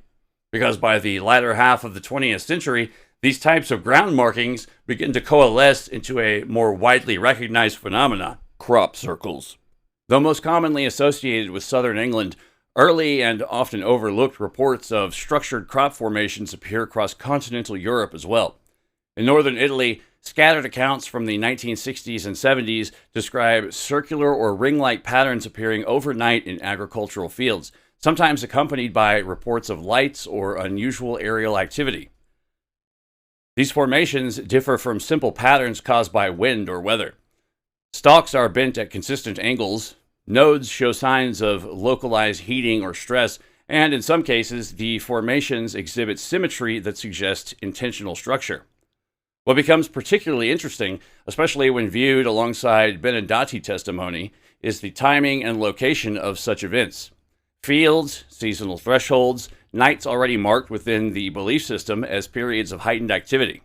The same environments in which nocturnal battles were said to take place become, in later accounts, the sites of physical alteration, patterns impressed upon the land itself. Even earlier references, while less precise, hint at similar occurrences. Medieval agrarian records from the broader Friuli region include scattered mentions of devil's circles or burned rings, appearing in fields without clear cause, areas in which crops would fail or grow unevenly following unexplained nocturnal disturbances. While these accounts lack the geometric clarity of modern crop circle reports, they suggest the idea of fields being altered overnight by unseen forces isn't a recent development, but one with deeper historical roots. No pun intended, I think. And woven throughout these reports, across time periods, across interpretive frameworks, is a reoccurring set of features. Lights that move low to the ground, temporary alterations to the landscape, figures, sometimes seen, sometimes only implied, associated with these events. And above all, a sense that these occurrences aren't random but localized, repeating within specific bands of terrain, the same valleys, the same agricultural zones, the same places where, centuries earlier, individuals claimed to leave their bodies at night and fight for the fate of the harvest. It's within this context that the phenomena now known as crop circles begins to take on a different significance, not as an isolated modern mystery, but as a continuation, or perhaps a reinterpretation of much older ideas tied to the land, the changing of seasons, and unseen intervention. Long before the term crop circle entered public discourse in the late 20th century, rural European traditions preserved persistent accounts of fields being altered overnight by unknown forces. In England, one of the earliest widely cited references appears in a 17th century pamphlet known as The Mowing Devil, published in 1678. The account describes a farmer who, after refusing to pay a laborer to cut his field, declared that he would rather the devil himself do the work. That night, the field was said to have been cut in a series of precise circular patterns, too exact, according to the pamphlet, to have been accomplished by human hands. While often treated as a moral allegory, the imagery is striking. a cultivated space altered overnight, bearing structured markings that defy ordinary explanations. This motif isn't confined to England. Across parts of northern Italy, including regions overlapping with known Benandanti activity, there exist references, less widely circulated but preserved in localized folklore, to what were sometimes called cerchi delle streghe, or witches' circles, or segni del diavolo, marks attributed to malign or unknown, oftentimes demonic forces. These accounts describe patches of flattened or irregularly grown crops, often circular or ringed, appearing without clear cause. In some cases, these areas were avoided by farmers, believed to be tainted or energetically spoiled. In other words, they were interpreted as the aftermath of nocturnal gatherings, whether of spirits, witches, or other entities operating beyond ordinary perception. Running parallel to these traditions is the broader body of European fairy lore, in which circular formations, most commonly associated with mushrooms, grasses, or altered soil, are understood as the physical traces of nocturnal activity. Fairy rings, as they came to be known, were widely believed to mark locations where non-human entities had gathered, danced, or otherwise interacted with the land. Entry into such spaces was often strongly discouraged, with numerous accounts warning of disorientation, time distortion, or psychological disturbances following contact. While distinct from crop formations in a strict botanical sense, the conceptual overlap is difficult to ignore. A circular boundary, an altered environment, and an implied event that occurs outside of direct human observation. By the late 20th century, these older motifs begin to re-emerge in a new form, most prominently in the agricultural regions of southern England, particularly in and around Wiltshire, a landscape already dense with prehistoric monuments such as Avebury and Silbury Hill. Beginning in the late 1970s and accelerating through the 1980s and 90s, increasingly complex formations began appearing in cereal crops. Circles, rings, and eventually intricate geometric patterns, often reported in conjunction with nocturnal lights, low-flying aerial objects, or unexplained electromagnetic disturbances. One of the earliest modern cases, documented in 1966 near Tully, often referred to as the Tully saucer nest, involved a farmer discovering a circular area of flattened reeds following the sighting of a rising disc-shaped object. While geographically distant, the case helped establish a template: aerial light or object, followed by a physical imprint on vegetation. By the time similar formations began appearing with regularity in England, the interpretive framework had already begun to shift from folklore towards ufology. Yet even within these modern accounts, older elements persist. Witnesses report not only structured formations, but sensations, electrical interference, sudden silence, disorientation, and so on. In some instances, animals avoid the formations entirely. In others, observers describe transient lights moving across fields prior to discovery. The language changes, UFO, UAP, plasma vortex, but the underlying pattern remains consistent with earlier traditions. Something interacts with the land, briefly but decisively, leaving behind a trace. Culturally, the phenomenon has produced layered interpretations. In England, it's been alternately framed as a hoax, natural anomaly, extraterrestrial communication, or Earth energy expressions.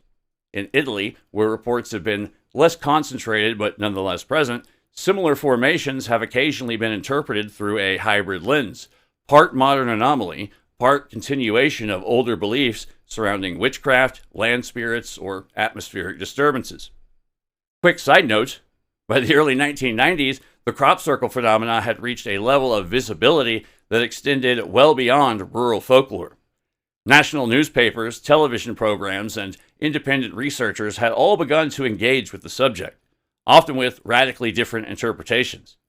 And it's within this period that a second layer emerges.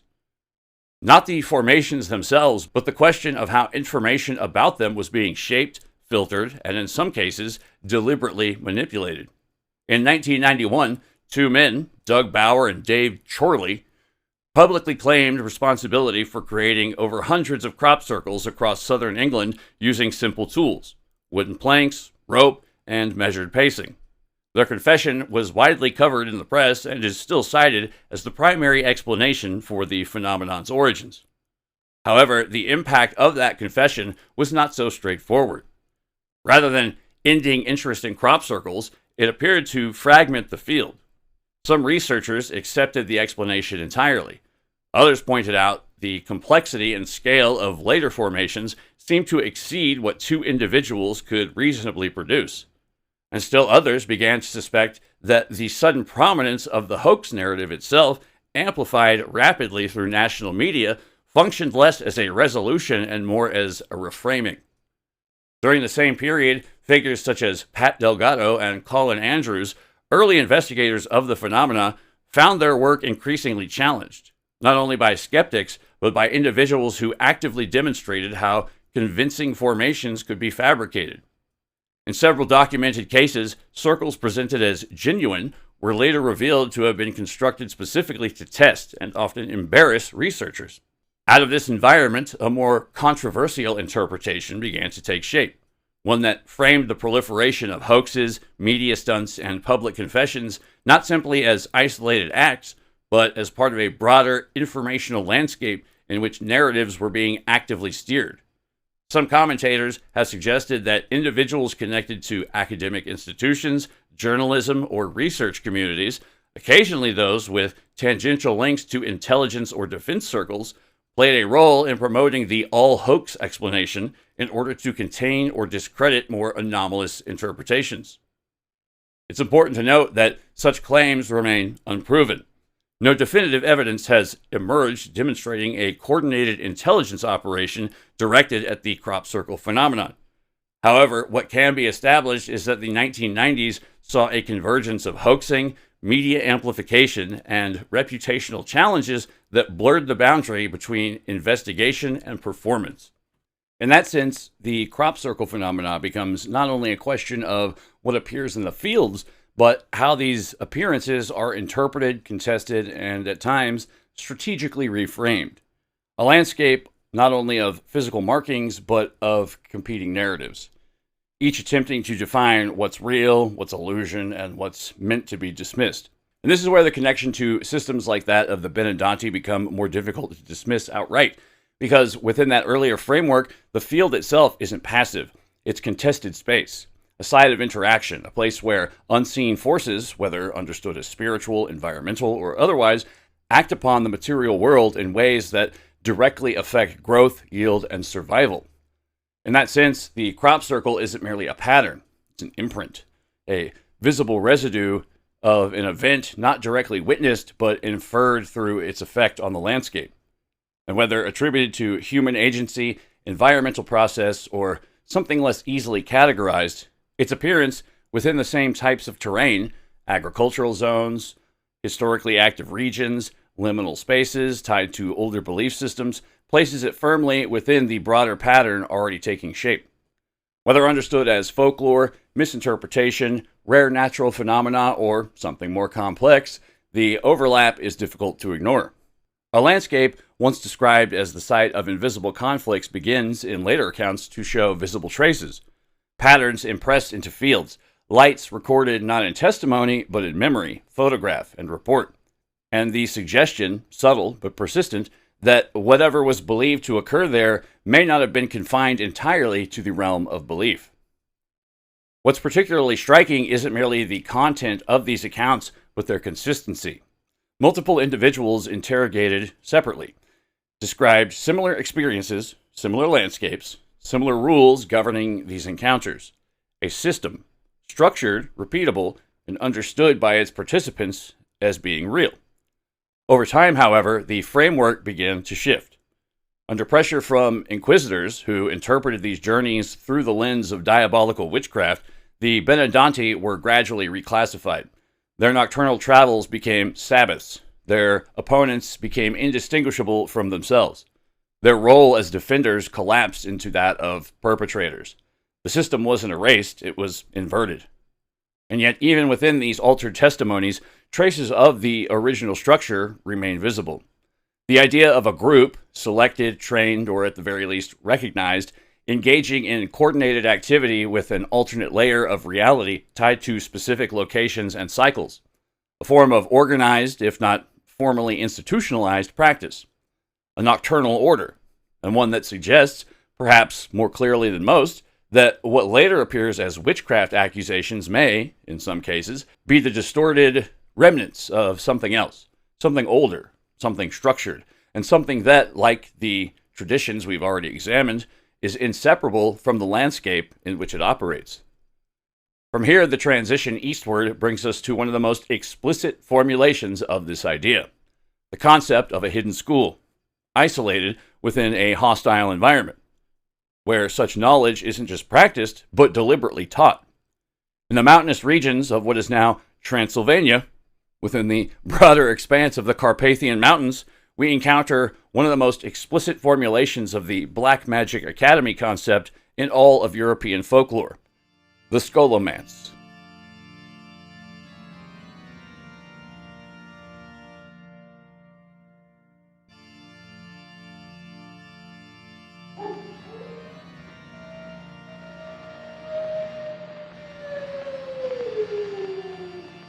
Listen to them. Children of the night. What music they make. Described most famously in later accounts but rooted in earlier regional traditions, the Scholomance is said to be a hidden school located deep within the mountains, sometimes within a cave, sometimes beneath a lake, where a select number of students are taken to study under the devil. The parallels are immediate. A fixed number of students, a remote, inaccessible location, instruction in the forbidden or dark arts, and of course, a cost. Always a cost. In some versions, one student is retained as payment, while in others, the knowledge itself is the price, separating the initiate permanently from ordinary human life. The environment in which this school is said to exist is no less significant. The Carpathians aren't merely a backdrop, but an active participant in the legend, shrouding the school in a geographical mystery that would eventually capture the imagination of Western Victorian writers seeking to define the origins of Transylvanian evil. The most significant literary bridge between the Scholomance and the vampire mythos, particularly Count Dracula, was constructed by Emily Gerard, a Scottish author married to an Austro-Hungarian cavalry officer stationed in Transylvania. Her 1885 essay, Transylvanian Superstitions, was published in the 19th Century magazine. The magazine's called The 19th Century. I know, it's confusing. And provided the first detailed English-language account of the Scholomance for a wider audience. Gerard wrote, quote, "As I am on the subject of thunderstorms, I may as well here mention the Scholomance, or School of Sorcery, said to be situated somewhere amongst the mountains south of Hermannstadt, or Sibiu. The scholars who attend it are all destined to become Solomonari, or Koldzarari, that is, masters of all the magic arts, and particularly of the art of controlling the weather." Unquote. She further noted that one student was always held back by the devil as payment, becoming his aide and riding the dragon-like Zmiu to create storms. This specific detail, the rider of the storm, is a crucial element that would later be absorbed into the Dracula archetype. Bram Stoker, while researching for his 1897 novel Dracula, almost certainly encountered Gerard's work. He referenced her writings in his notes, and her descriptions of Transylvanian folklore provided a rich tapestry from which he drew. While Stoker never explicitly named the Scholomance in the novel, the influence of its core concepts permeates his characterization of Count Dracula. The Count is a nobleman, a master of dark knowledge, who commands the elements. The storm that brings his ship to Whitby is the most prominent example, and possesses a retinue of servile supernatural beings. This mirrors the Solomonari graduating from the Scholomance, who were said to control weather and ride demonic beasts. The idea of a Transylvanian nobleman being the head of a dark academy, or at least its most illustrious graduates, is a powerful fusion that Stoker seems to have implicitly incorporated. The Count's castle, perched atop a mountain pass, functions as a sort of postgraduate academy for the undead, where he teaches his brides the ways of their new existence. The connection deepens when one considers the figure of the Strigoi, the quintessential Romanian vampire.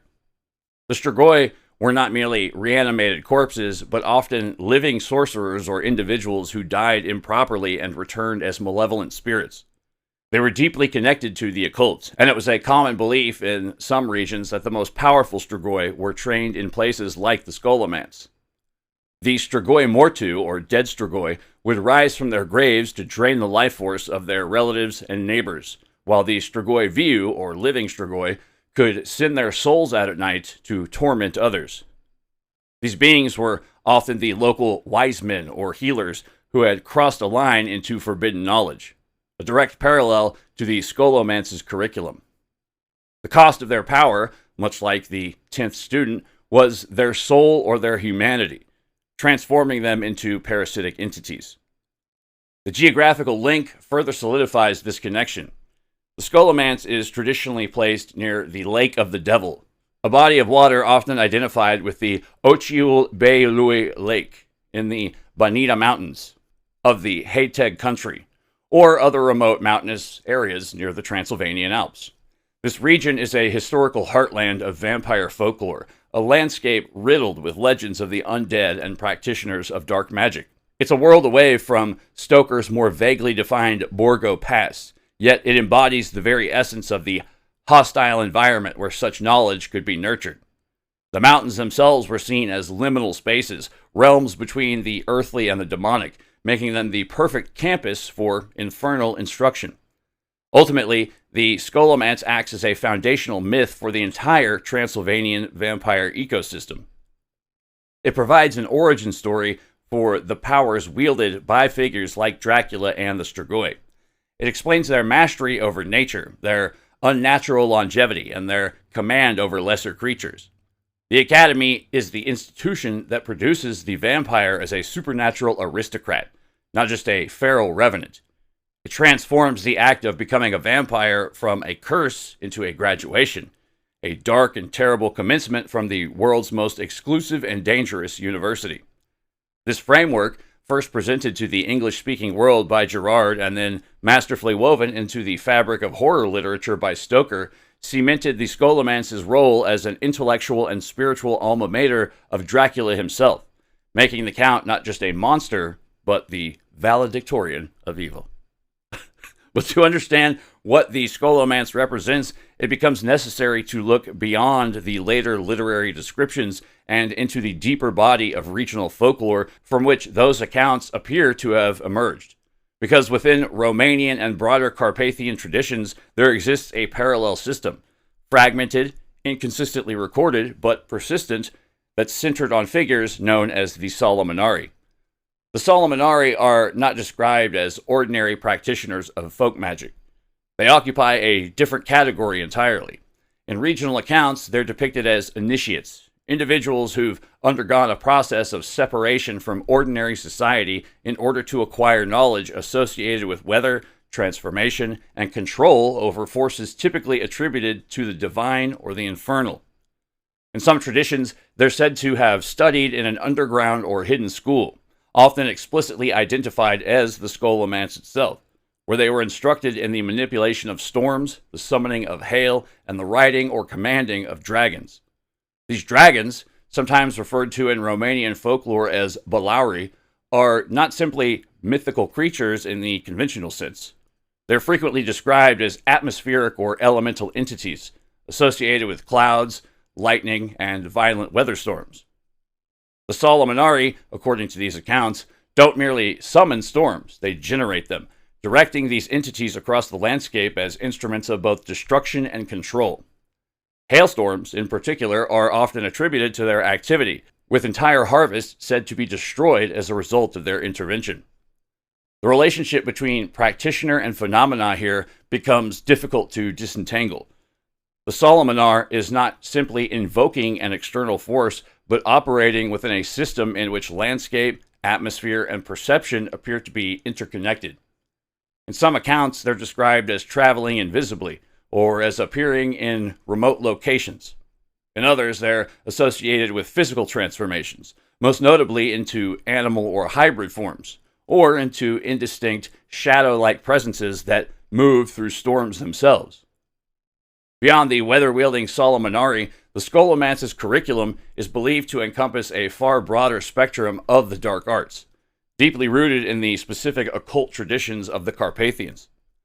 The institution itself, as a concept, serves as a narrative nexus for the region's most potent forms of sorcery. This includes ritualistic practices aimed at manipulating fate and health, often involving complex ceremonies tied to the agricultural calendar and specific liminal locations like crossroads or abandoned churches. Students were said to learn the art of crafting vraji, or spells, and blasteme, or curses, with the most feared being the diochi, or the evil eye, a curse that could wither crops, sicken livestock, and bring misfortune upon an entire household. These weren't merely spoken words, but involved intricate gestures, the use of specific herbs gathered at midnight, and the channeling of malevolent energy through objects like bones or obsidian mirrors, tools that would allow one to see into the other world, but at the cost of one's own soul. The Scholomance, in this context, was the ultimate source for mastering these practices, turning folk magic into a disciplined, terrifyingly effective art form. This mastery of sorcery is inextricably linked to the lore of shapeshifting, a cornerstone of Transylvanian and Romanian supernatural belief. The most prominent shapeshifters are the Strigoi, the undead vampires whose legends predate and heavily inform the modern Dracula mythos. The Strigoi were not confined to a single form. They were believed to be capable of transforming into various animals to travel unseen, prey upon the living, or escape detection. Common forms included wolves, bats, owls, and large black dogs, but also more unsettling creatures like serpents or even insects like flies. This polymorphic ability was a sign of their power, a skill taught and perfected in places like the Scholomance, where the boundaries between human, animal, and spirit were systematically blurred. The act of transforming was often described in ritualistic terms. The Strigoi would shed its human skin like a snake before assuming its animal guise, a process that was both painful and profane. This connection solidifies the Scholomance as the theoretical training ground for the very archetype of the shape-shifting vampire. The dragons of the Carpathians, or the Zmu and Balor, are another critical component of this shape-shifting ecosystem. These aren't the noble, intelligent dragons of Western fantasy, but are often depicted as malevolent, multi-headed, serpentine creatures of immense destructive power, sometimes with wings and the ability to breathe fire.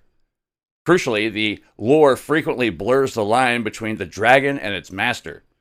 The Solomonari, the graduates of the Scholomance, were said to ride these beasts across the sky, whipping them into a frenzy to create thunderstorms.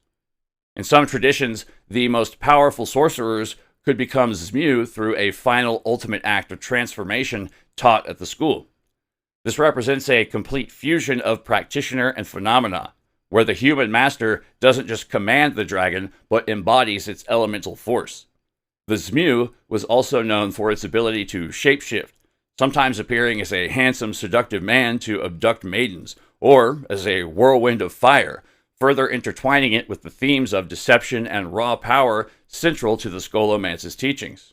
Beyond these major entities, the Carpathian landscape is populated by a host of other non-human beings that would form part of the Scolomance's curriculum.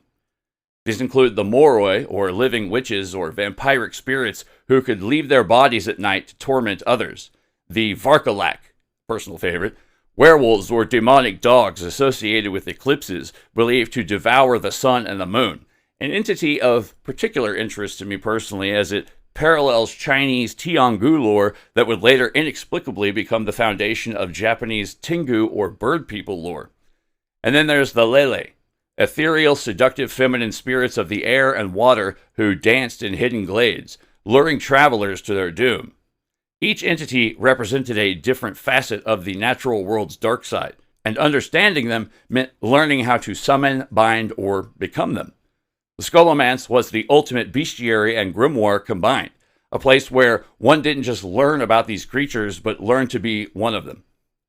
This ancient framework provides a powerful lens through which to interpret contemporary reports of anomalous encounters in the region. While not direct evidence of the Scholomance's continued operation, these modern accounts echo its core themes of shapeshifting and the appearance of non-human entities. Researchers like the dynamic and indefatigable Albert Rosales, who has documented hundreds, if not thousands, of humanoid encounters globally, have cataloged numerous reports from Eastern Europe and Romania that resonate with these ancient archetypes. These databases, often sourced from grassroots reporting platforms like Phantoms and Monsters, contain accounts of wolfmen seen in the remote Carpathian foothills, shadowy bipedal creatures with glowing red eyes near ancient forests, and even luminous serpentine forms in the sky that defy conventional aircraft identification. Online forums such as r/humanoid encounters and r/high strangeness serve as modern repositories for these experiences, where individuals anonymously recount encounters with entities that seem to be updated versions of the Strigoi or Zmu, tall, gaunt figures moving with impossible speed, or large, bat-winged humanoids glimpsed momentarily before vanishing into the night. While these reports must be approached critically, they demonstrate a remarkable persistence of the underlying folkloric patterns. The human mind, when confronted with the inexplicable in these ancient liminal landscapes, still reaches for the same symbolic vocabulary of shape-shifting monsters and malevolent spirits first codified in legends of the Scholomance. The school's curriculum, it seems, continues to be enacted in the stories people tell to make sense of the darkness. What's particularly notable is that these traditions persist well into the modern world, not as fully developed belief systems, but as residual frameworks used to interpret anomalous events. Sudden, localized storms, unexplained lightning strikes, hail appearing under otherwise clear conditions. In certain rural regions, such occurrences are still, at times, attributed, albeit quietly, to the activities of the Solomonari. And it's within this same geographic region, the Carpathian Arc, stretching across Romania, Ukraine, and parts of Slovakia and Poland, that a broader pattern of high strangeness begins to emerge. In the late 19th and early 20th centuries, scattered reports from rural Transylvania describe what were termed night disturbances, events involving violent, localized poltergeist-like activity, objects displaced without visible cause, knocking or impact sounds within otherwise empty structures.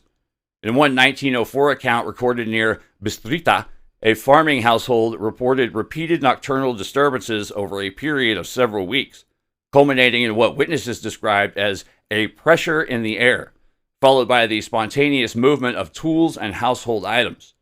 The activity ceased as abruptly as it began, leaving no identifiable source. By the mid-20th century, additional reports began to incorporate visual phenomena. In 1968, near the forested region surrounding Cluj-Napoca, not far from the later infamous Hoia Baciu area, more on that particular location later, multiple witnesses reported luminous aerial objects moving at low altitude, exhibiting abrupt directional changes inconsistent with known aircraft. In at least one account, the object was described as descending briefly toward a clearing before accelerating upward and disappearing. Subsequent investigations yielded no conventional explanations. Even more ambiguous are the reports involving entities. In 1972, a forestry worker operating near the Apuseni Mountains described encountering what he initially believed to be a large animal moving parallel to his position through dense tree cover. Upon stopping, he observed the figure rise to an upright posture, at which point it was described as humanoid, unusually tall, and lacking clear facial definition. The figure remained visible for several seconds before retreating into the forest, leaving behind no tracks discernible in the terrain. Disappearances, too, form part of the regional pattern, though often recorded without resolution. In 1987, a hiker traveling alone through a remote section of the Fagaras Mountains failed to return from a planned route. Search efforts recovered personal effects but no body.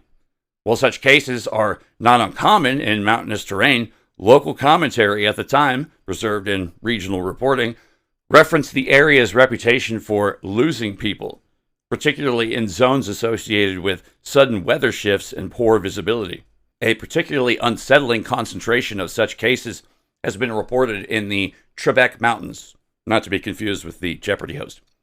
A relatively modest range in western Slovakia that, despite its accessibility, has acquired quite a reputation for disappearances that don't conform neatly to environmental explanation. One of the more frequently cited incidents involves a man identified in regional reporting as Igor R., who disappeared in 2009 while hiking alone in a forested section near the village of Kostalanoe-pod-Trebokam.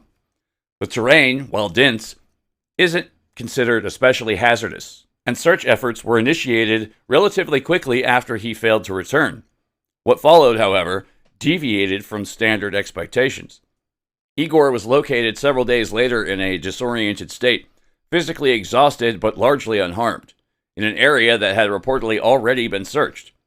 According to accounts circulated in Slovakian media and later compiled by independent researchers, he described experiencing a profound sense of dislocation while in the forest, an inability to recognize terrain he should have been familiar with, accompanied by what he referred to as silence. Not merely the absence of sound, but an almost oppressive muting of the environment itself. More unusual still were his descriptions of visual anomalies. He reportedly spoke of encountering structures, walls, or vertical surfaces where none should exist, and spoke of areas where the forest appeared quote-unquote wrong, lacking depth or continuity. We'll be getting into one particular inexplicable structure of infamous Romanian origins in just a moment.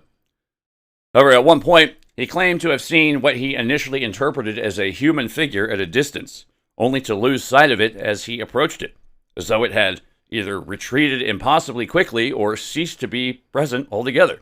Perhaps most strikingly was his reported difficulty accounting for time. Though missing for multiple days, his own perception of the duration was significantly shorter.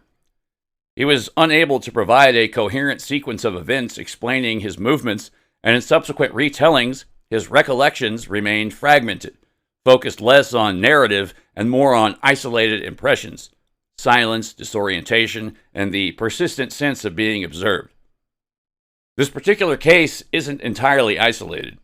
Throughout the late 20th and early 21st centuries, additional disappearances in the Trebek region, while fewer in number than in larger wilderness areas, have drawn attention due to similar inconsistencies. Individuals vanishing in terrain that's, by all conventional measures, navigated fairly easily. Search efforts yielding minimal trace evidence. And in rare instances where individuals are recovered, accounts that emphasize perceptual distortion over physical hazard. Local authorities have, understandably, attributed such incidents to disorientation, environmental factors, or insufficient preparation. And in many cases, such explanations are likely sufficient.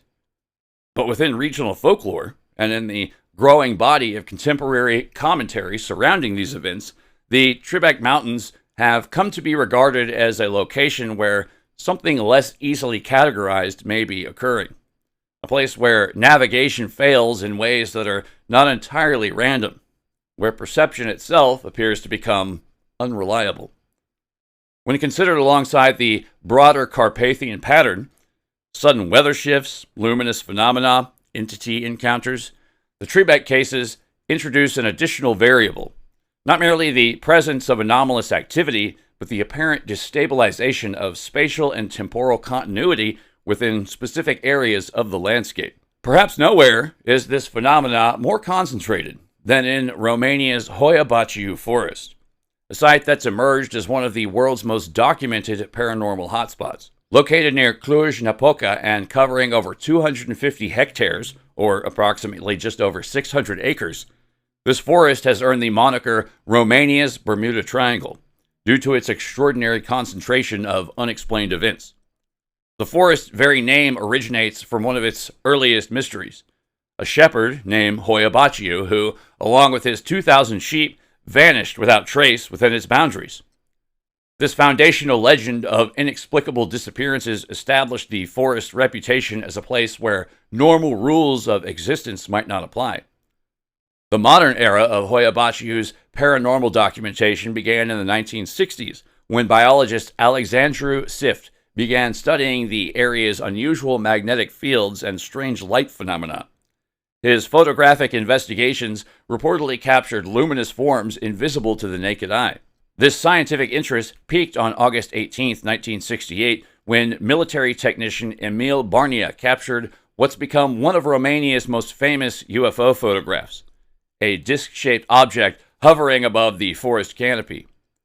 Barnia's image, later published in a local newspaper, sparked broader public attention and cemented Hoia-Baciu's reputation as a UFO hotspot. The 1970s saw a surge of activity, with the area becoming a center for unexplained phenomena and drawing researchers from various disciplines. One of the forest's most enigmatic features is the quote-unquote round clearing, or Hoia-Baciu circle, a perfect circular area in the forest center where no vegetation will grow, despite the surrounding forests being lush. Scientists have been unable to explain this botanical anomaly, which has become a focal point for paranormal speculation. Many believe this clearing represents either a UFO landing site or a dimensional portal. Professor Adrian Patrut of Babeș-Bolyai University, who conducted decades of research beginning in the 1970s, documented a repeatable electromagnetic anomaly concentrated around this clearing. His scientific approach, including soil sampling, magnetometry, radiation measurements, and atmospheric monitoring, represented one of the most sustained attempts to understand the forest's mysteries. The forest's physical appearance contributes to its unsettling atmosphere as well. Many trees don't grow straight, but instead bend and twist, almost uniformly in a clockwise direction, creating a surreal landscape that defies natural explanation.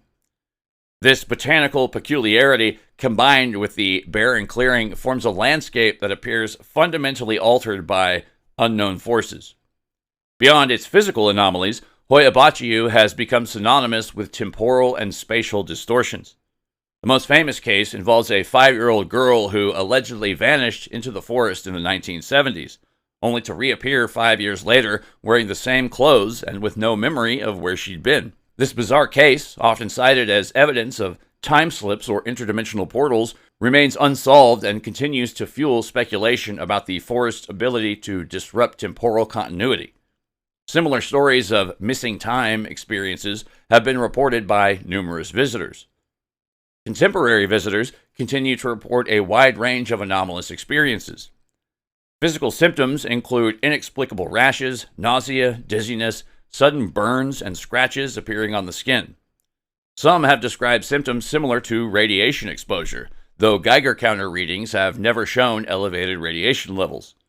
Electronic devices commonly malfunction within the forest, with drained batteries and disrupted signals being frequently reported. Visual phenomena includes mysterious orbs of light, shadowy figures darting between trees, and apparitions. Sensory experiences often include overwhelming feelings of being watched, sudden temperature drops, and an oppressive sense of unease. One of the most harrowing modern accounts occurred during a televised investigation for the series Ghost Adventures. Now, I have my problems with these shows, but I've actually seen this footage, and it's compelling.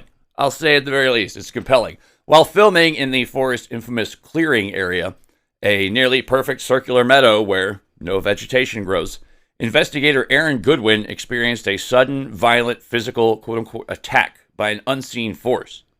According to the footage and crew accounts, Goodwin was abruptly thrown to the ground by an invisible impact that he described as feeling like a massive, heavy blow to the chest. The aftermath of the encounter left the crew visibly shaken. Goodwin appeared disoriented and suffered from a sudden, intense headache and nausea. Upon inspection, he discovered visible scratches and red welts on his back and torso that hadn't been there prior to the incident. This event is frequently cited by enthusiasts as a primary example of the forest's aggressive nature, illustrating that Hoia-Baciu's phenomena are not merely visual or auditory, but can manifest as direct physical trauma. What makes Hoia-Baciu particularly significant as a paranormal hotspot is the convergence of multiple types of phenomena in one location. As researcher Leif J. Erickson notes, quote, all three activities, from ghosts and apparitions appearing, UFO sightings, and disappearances and unexplained missing time, have occurred within the confines of the Hoia-Baciu forest, unquote. This concentration of diverse anomalous events, from ufological to folkloric to temporal, suggests that Hoia Baciu may represent a nexus point where multiple realities intersect. The scientific investigation of Hoia Baciu has produced conflicting conclusions.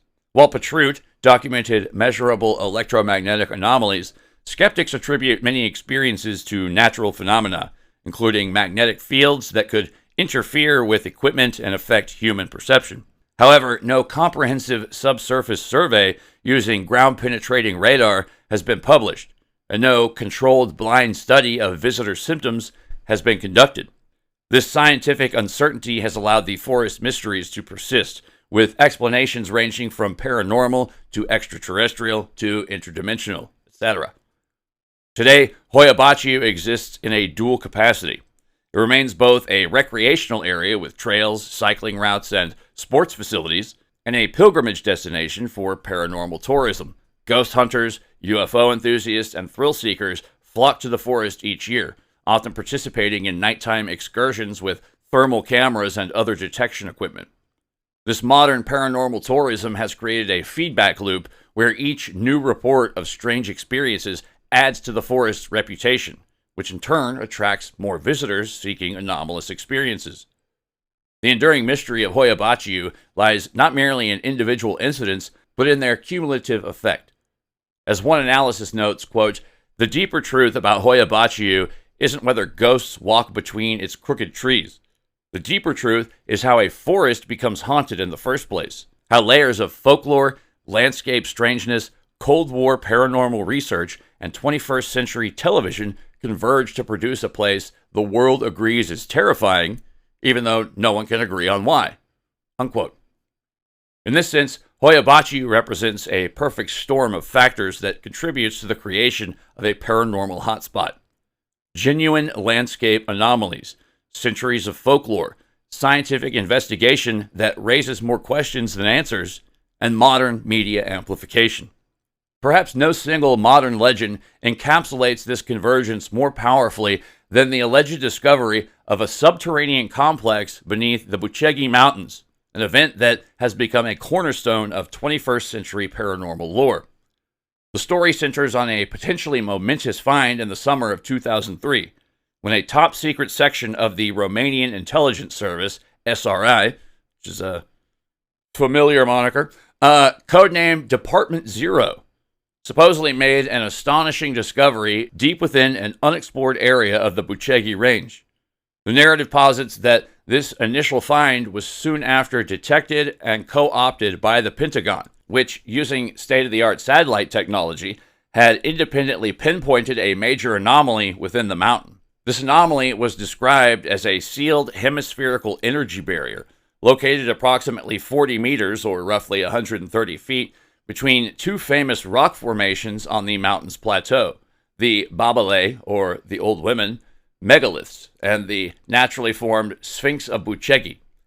Critically, it's claimed this barrier has the same vibrational frequency and shape as another secret underground structure the Pentagon had previously discovered near Baghdad, Iraq, suggesting a pre-planned, interconnected global network.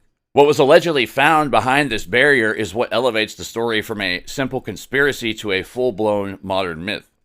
The primary source for these details is a series of books beginning with Transylvanian Sunrise, authored by a figure using the pseudonym Radu Cinemar, a name that sounds like a totally extreme 90s breakfast cereal, who claims to be a whistleblower and former participant in the subsequent exploration.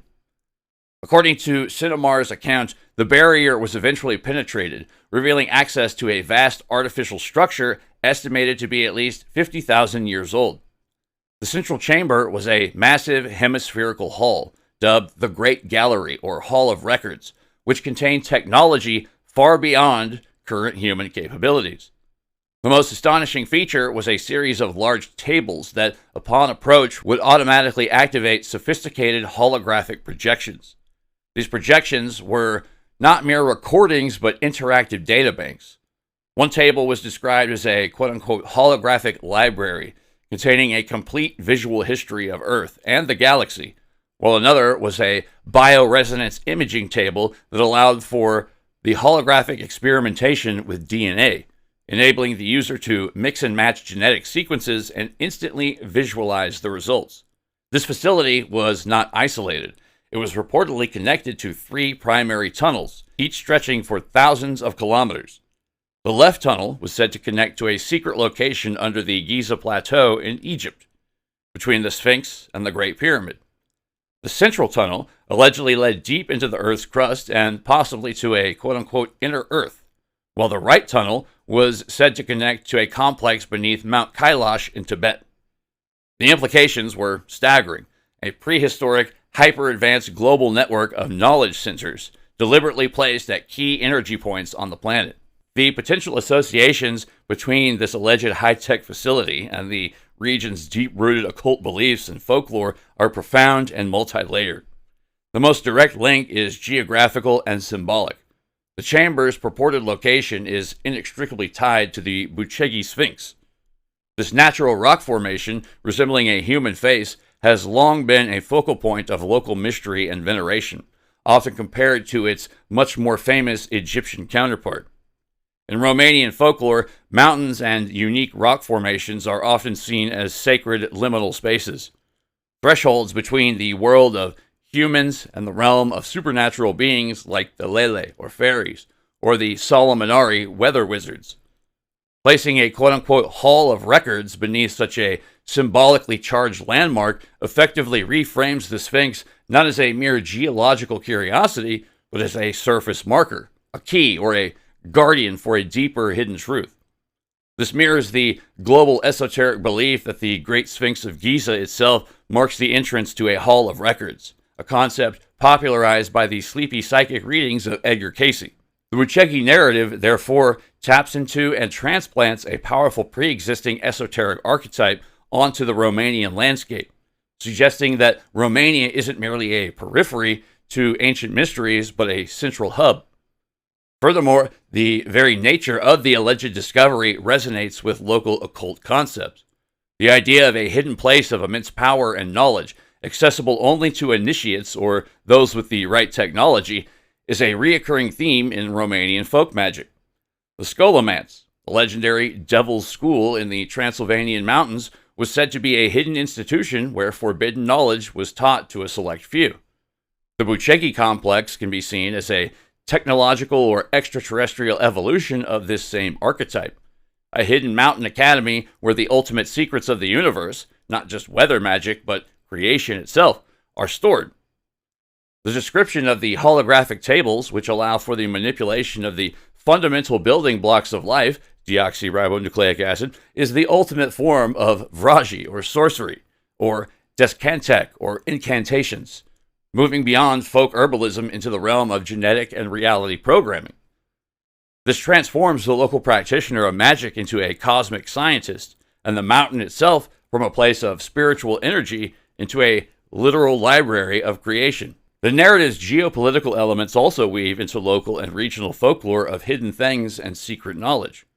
The story claims that after the discovery's significance was realized, it attracted the immediate and aggressive attention of powerful foreign entities, particularly the United States government and shadowy cabals like the Illuminati or Bilderberg Group, who sought to seize control of the discovery for their own purposes.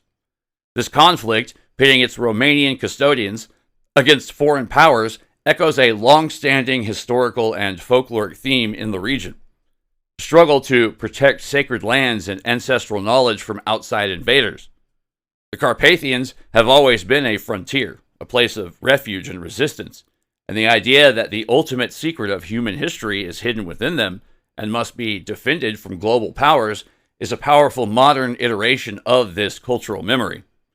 The claim that very important persons in our political and administrative system are strongly opposed to their influence suggests a modern-day order of defenders, a secret society of benevolent-ish aligned patriots fighting to preserve this knowledge of the Romanian people and humanity, a narrative that finds deep resonance in a nation with a long history of fighting for its cultural and territorial integrity. It is, however, crucial to state that the Bucegi Mountain discovery exists entirely within the realm of contemporary legend and has no verifiable basis in mainstream archaeology, geology, or official government records. Skeptical analyses point out the complete absence of corroborating evidence. There are no peer-reviewed papers, no official press releases from the Romanian or American governments, and no physical artifacts or verifiable data have ever been presented to the public. As one analysis bluntly states, quote, "The largest articles on the Bucecki finds contain zero evidence for the finds," unquote. The primary source, Radu Sinomar, is a pseudonym, and his accounts cannot be independently verified. The entire narrative is built on second-hand and third-hand testimony, primarily disseminated through books in the paranormal genre, and on conspiracy-focused websites and forums. The story's structure, relying on secret government teams, suppressed technology, and anonymous whistleblowers, is a classic template of modern conspiracy lore, designed to be unfalsifiable. Any lack of evidence is explained away as part of the cover-up, and the inaccessible nature of the site, protected by an invisible energy barrier or government secrecy, prevents any independent investigation. Despite this, or perhaps because of it, the legend has gained significant traction, becoming a foundational myth for a new generation of paranormal enthusiasts and a powerful example of how ancient landscapes are continuously reinterpreted through the lens of contemporary anxieties and hopes. It stands as a testament to the fact that the Carpathians remain a fertile ground for stories of the strange and wondrous, where the old gods and folk heroes have simply been replaced by ancient aliens and holographic libraries. More recent accounts, particularly from the late 20th and early 21st centuries, begin to consolidate these elements into a more recognizable framework. Reports of structured lights, silent aerial objects, temporary electromagnetic interference, malfunctioning equipment, drained batteries, disrupted radio signals, etc. In some cases, witnesses describe psychological effects, disorientation, time distortion, or an inability to accurately estimate the duration or distance traveled within specific areas of the landscape. What emerges from this accumulation isn't a single phenomena, but once again a convergence. Atmospheric anomalies, luminous objects, entity encounters, environmental disturbances, and, critically, a persistent association with specific geographic zones, mountain passes, forest clearings, isolated valleys, many of which overlap with locations historically tied to folkloric accounts of hidden knowledge, initiation, or forbidden practices. Within this context, the Scholomance begins to function less as a literal institution and more as a structural concept, a way of organizing and interpreting a cluster of experiences that appear to recur within a defined landscape. A school, not necessarily in the architectural sense, but as a system, a process, a point of contact. And the deeper one looks in the surrounding region, the more that pattern appears to hold. Accounts that don't quite fit within existing categories, events that resist stable explanation, and a landscape that repeatedly seems to produce them. There are notably additional strands within Carpathian folklore and modern reporting that remain only partially explored. References to subterranean passages beneath certain mountain ranges, traditions describing hidden lakes associated with sudden weather generation, and isolated accounts of individuals claiming to have encountered figures identified either by themselves or others as Solomonari in contemporary settings. These accounts are inconsistent, difficult to verify, to say the least, and often dismissed outright, and yet they still persist to this very day.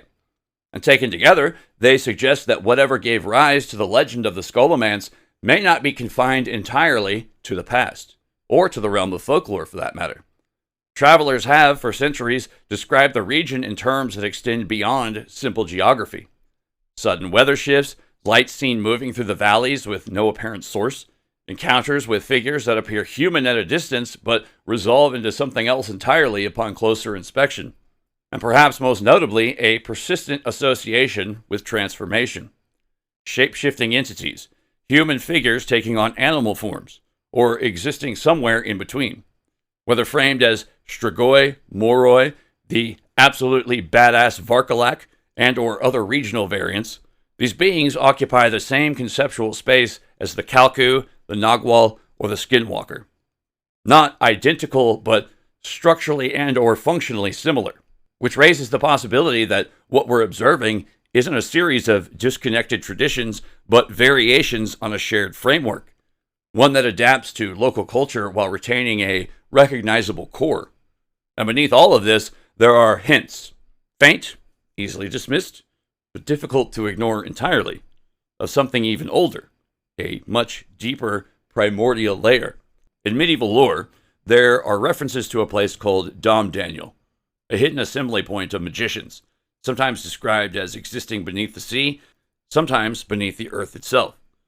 A gathering place tied not to any one nation or region, but existing outside of conventional geography.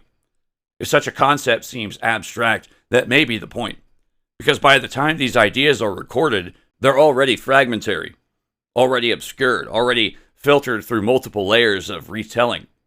And yet the pattern persists. Hidden schools, remote locations, forbidden knowledge, transformation, and landscapes that seem to facilitate, or at the very least coincide with, manifestations of phenomena that resist easy classification. The question then is no longer whether these traditions are connected in any direct historical sense, but whether they're responding to the same underlying conditions, the same types of places, the same kinds of experiences. Because if that's the case, then what we're looking at isn't a lineage, but a reoccurrence, a system that appears, disappears, and reappears across time and geography, adapting, localizing, but never entirely going away.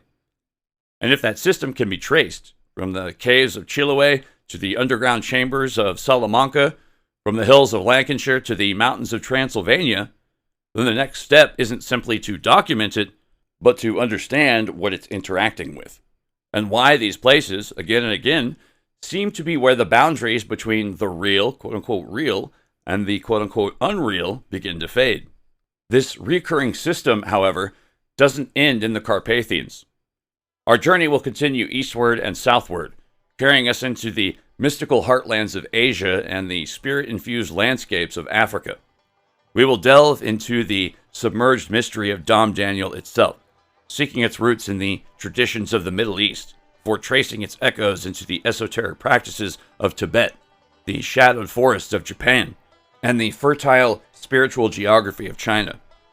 We will then venture south to the voodoo rites of Haiti and the ancient wisdom of the African continent, searching for the same patterns of power and place. So please, join us next time as we continue to explore the potential connections between specific geographical locations of concentrated anomalous phenomena, black magic academies, enigmatic ghost lights, alleged reports of cryptids, humanoids, and shapeshifters associated with such locations, and any and all high strangeness in general. The map is vast, and the territory is stranger than we can ever imagine. That's going to do it for this episode, part 2 of Black Magic Academies.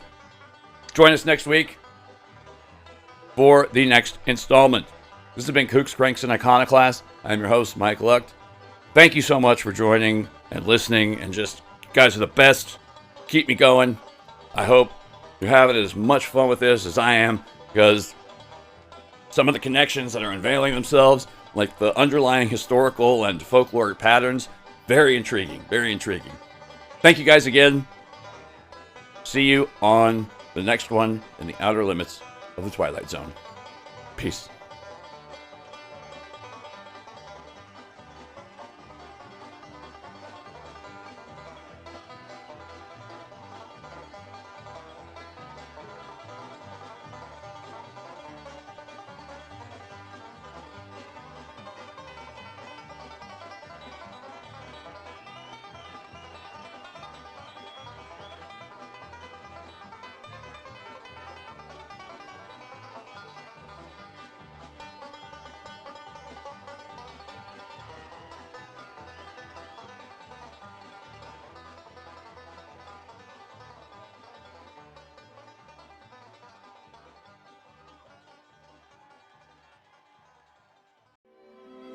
That'll do, pig. That'll do.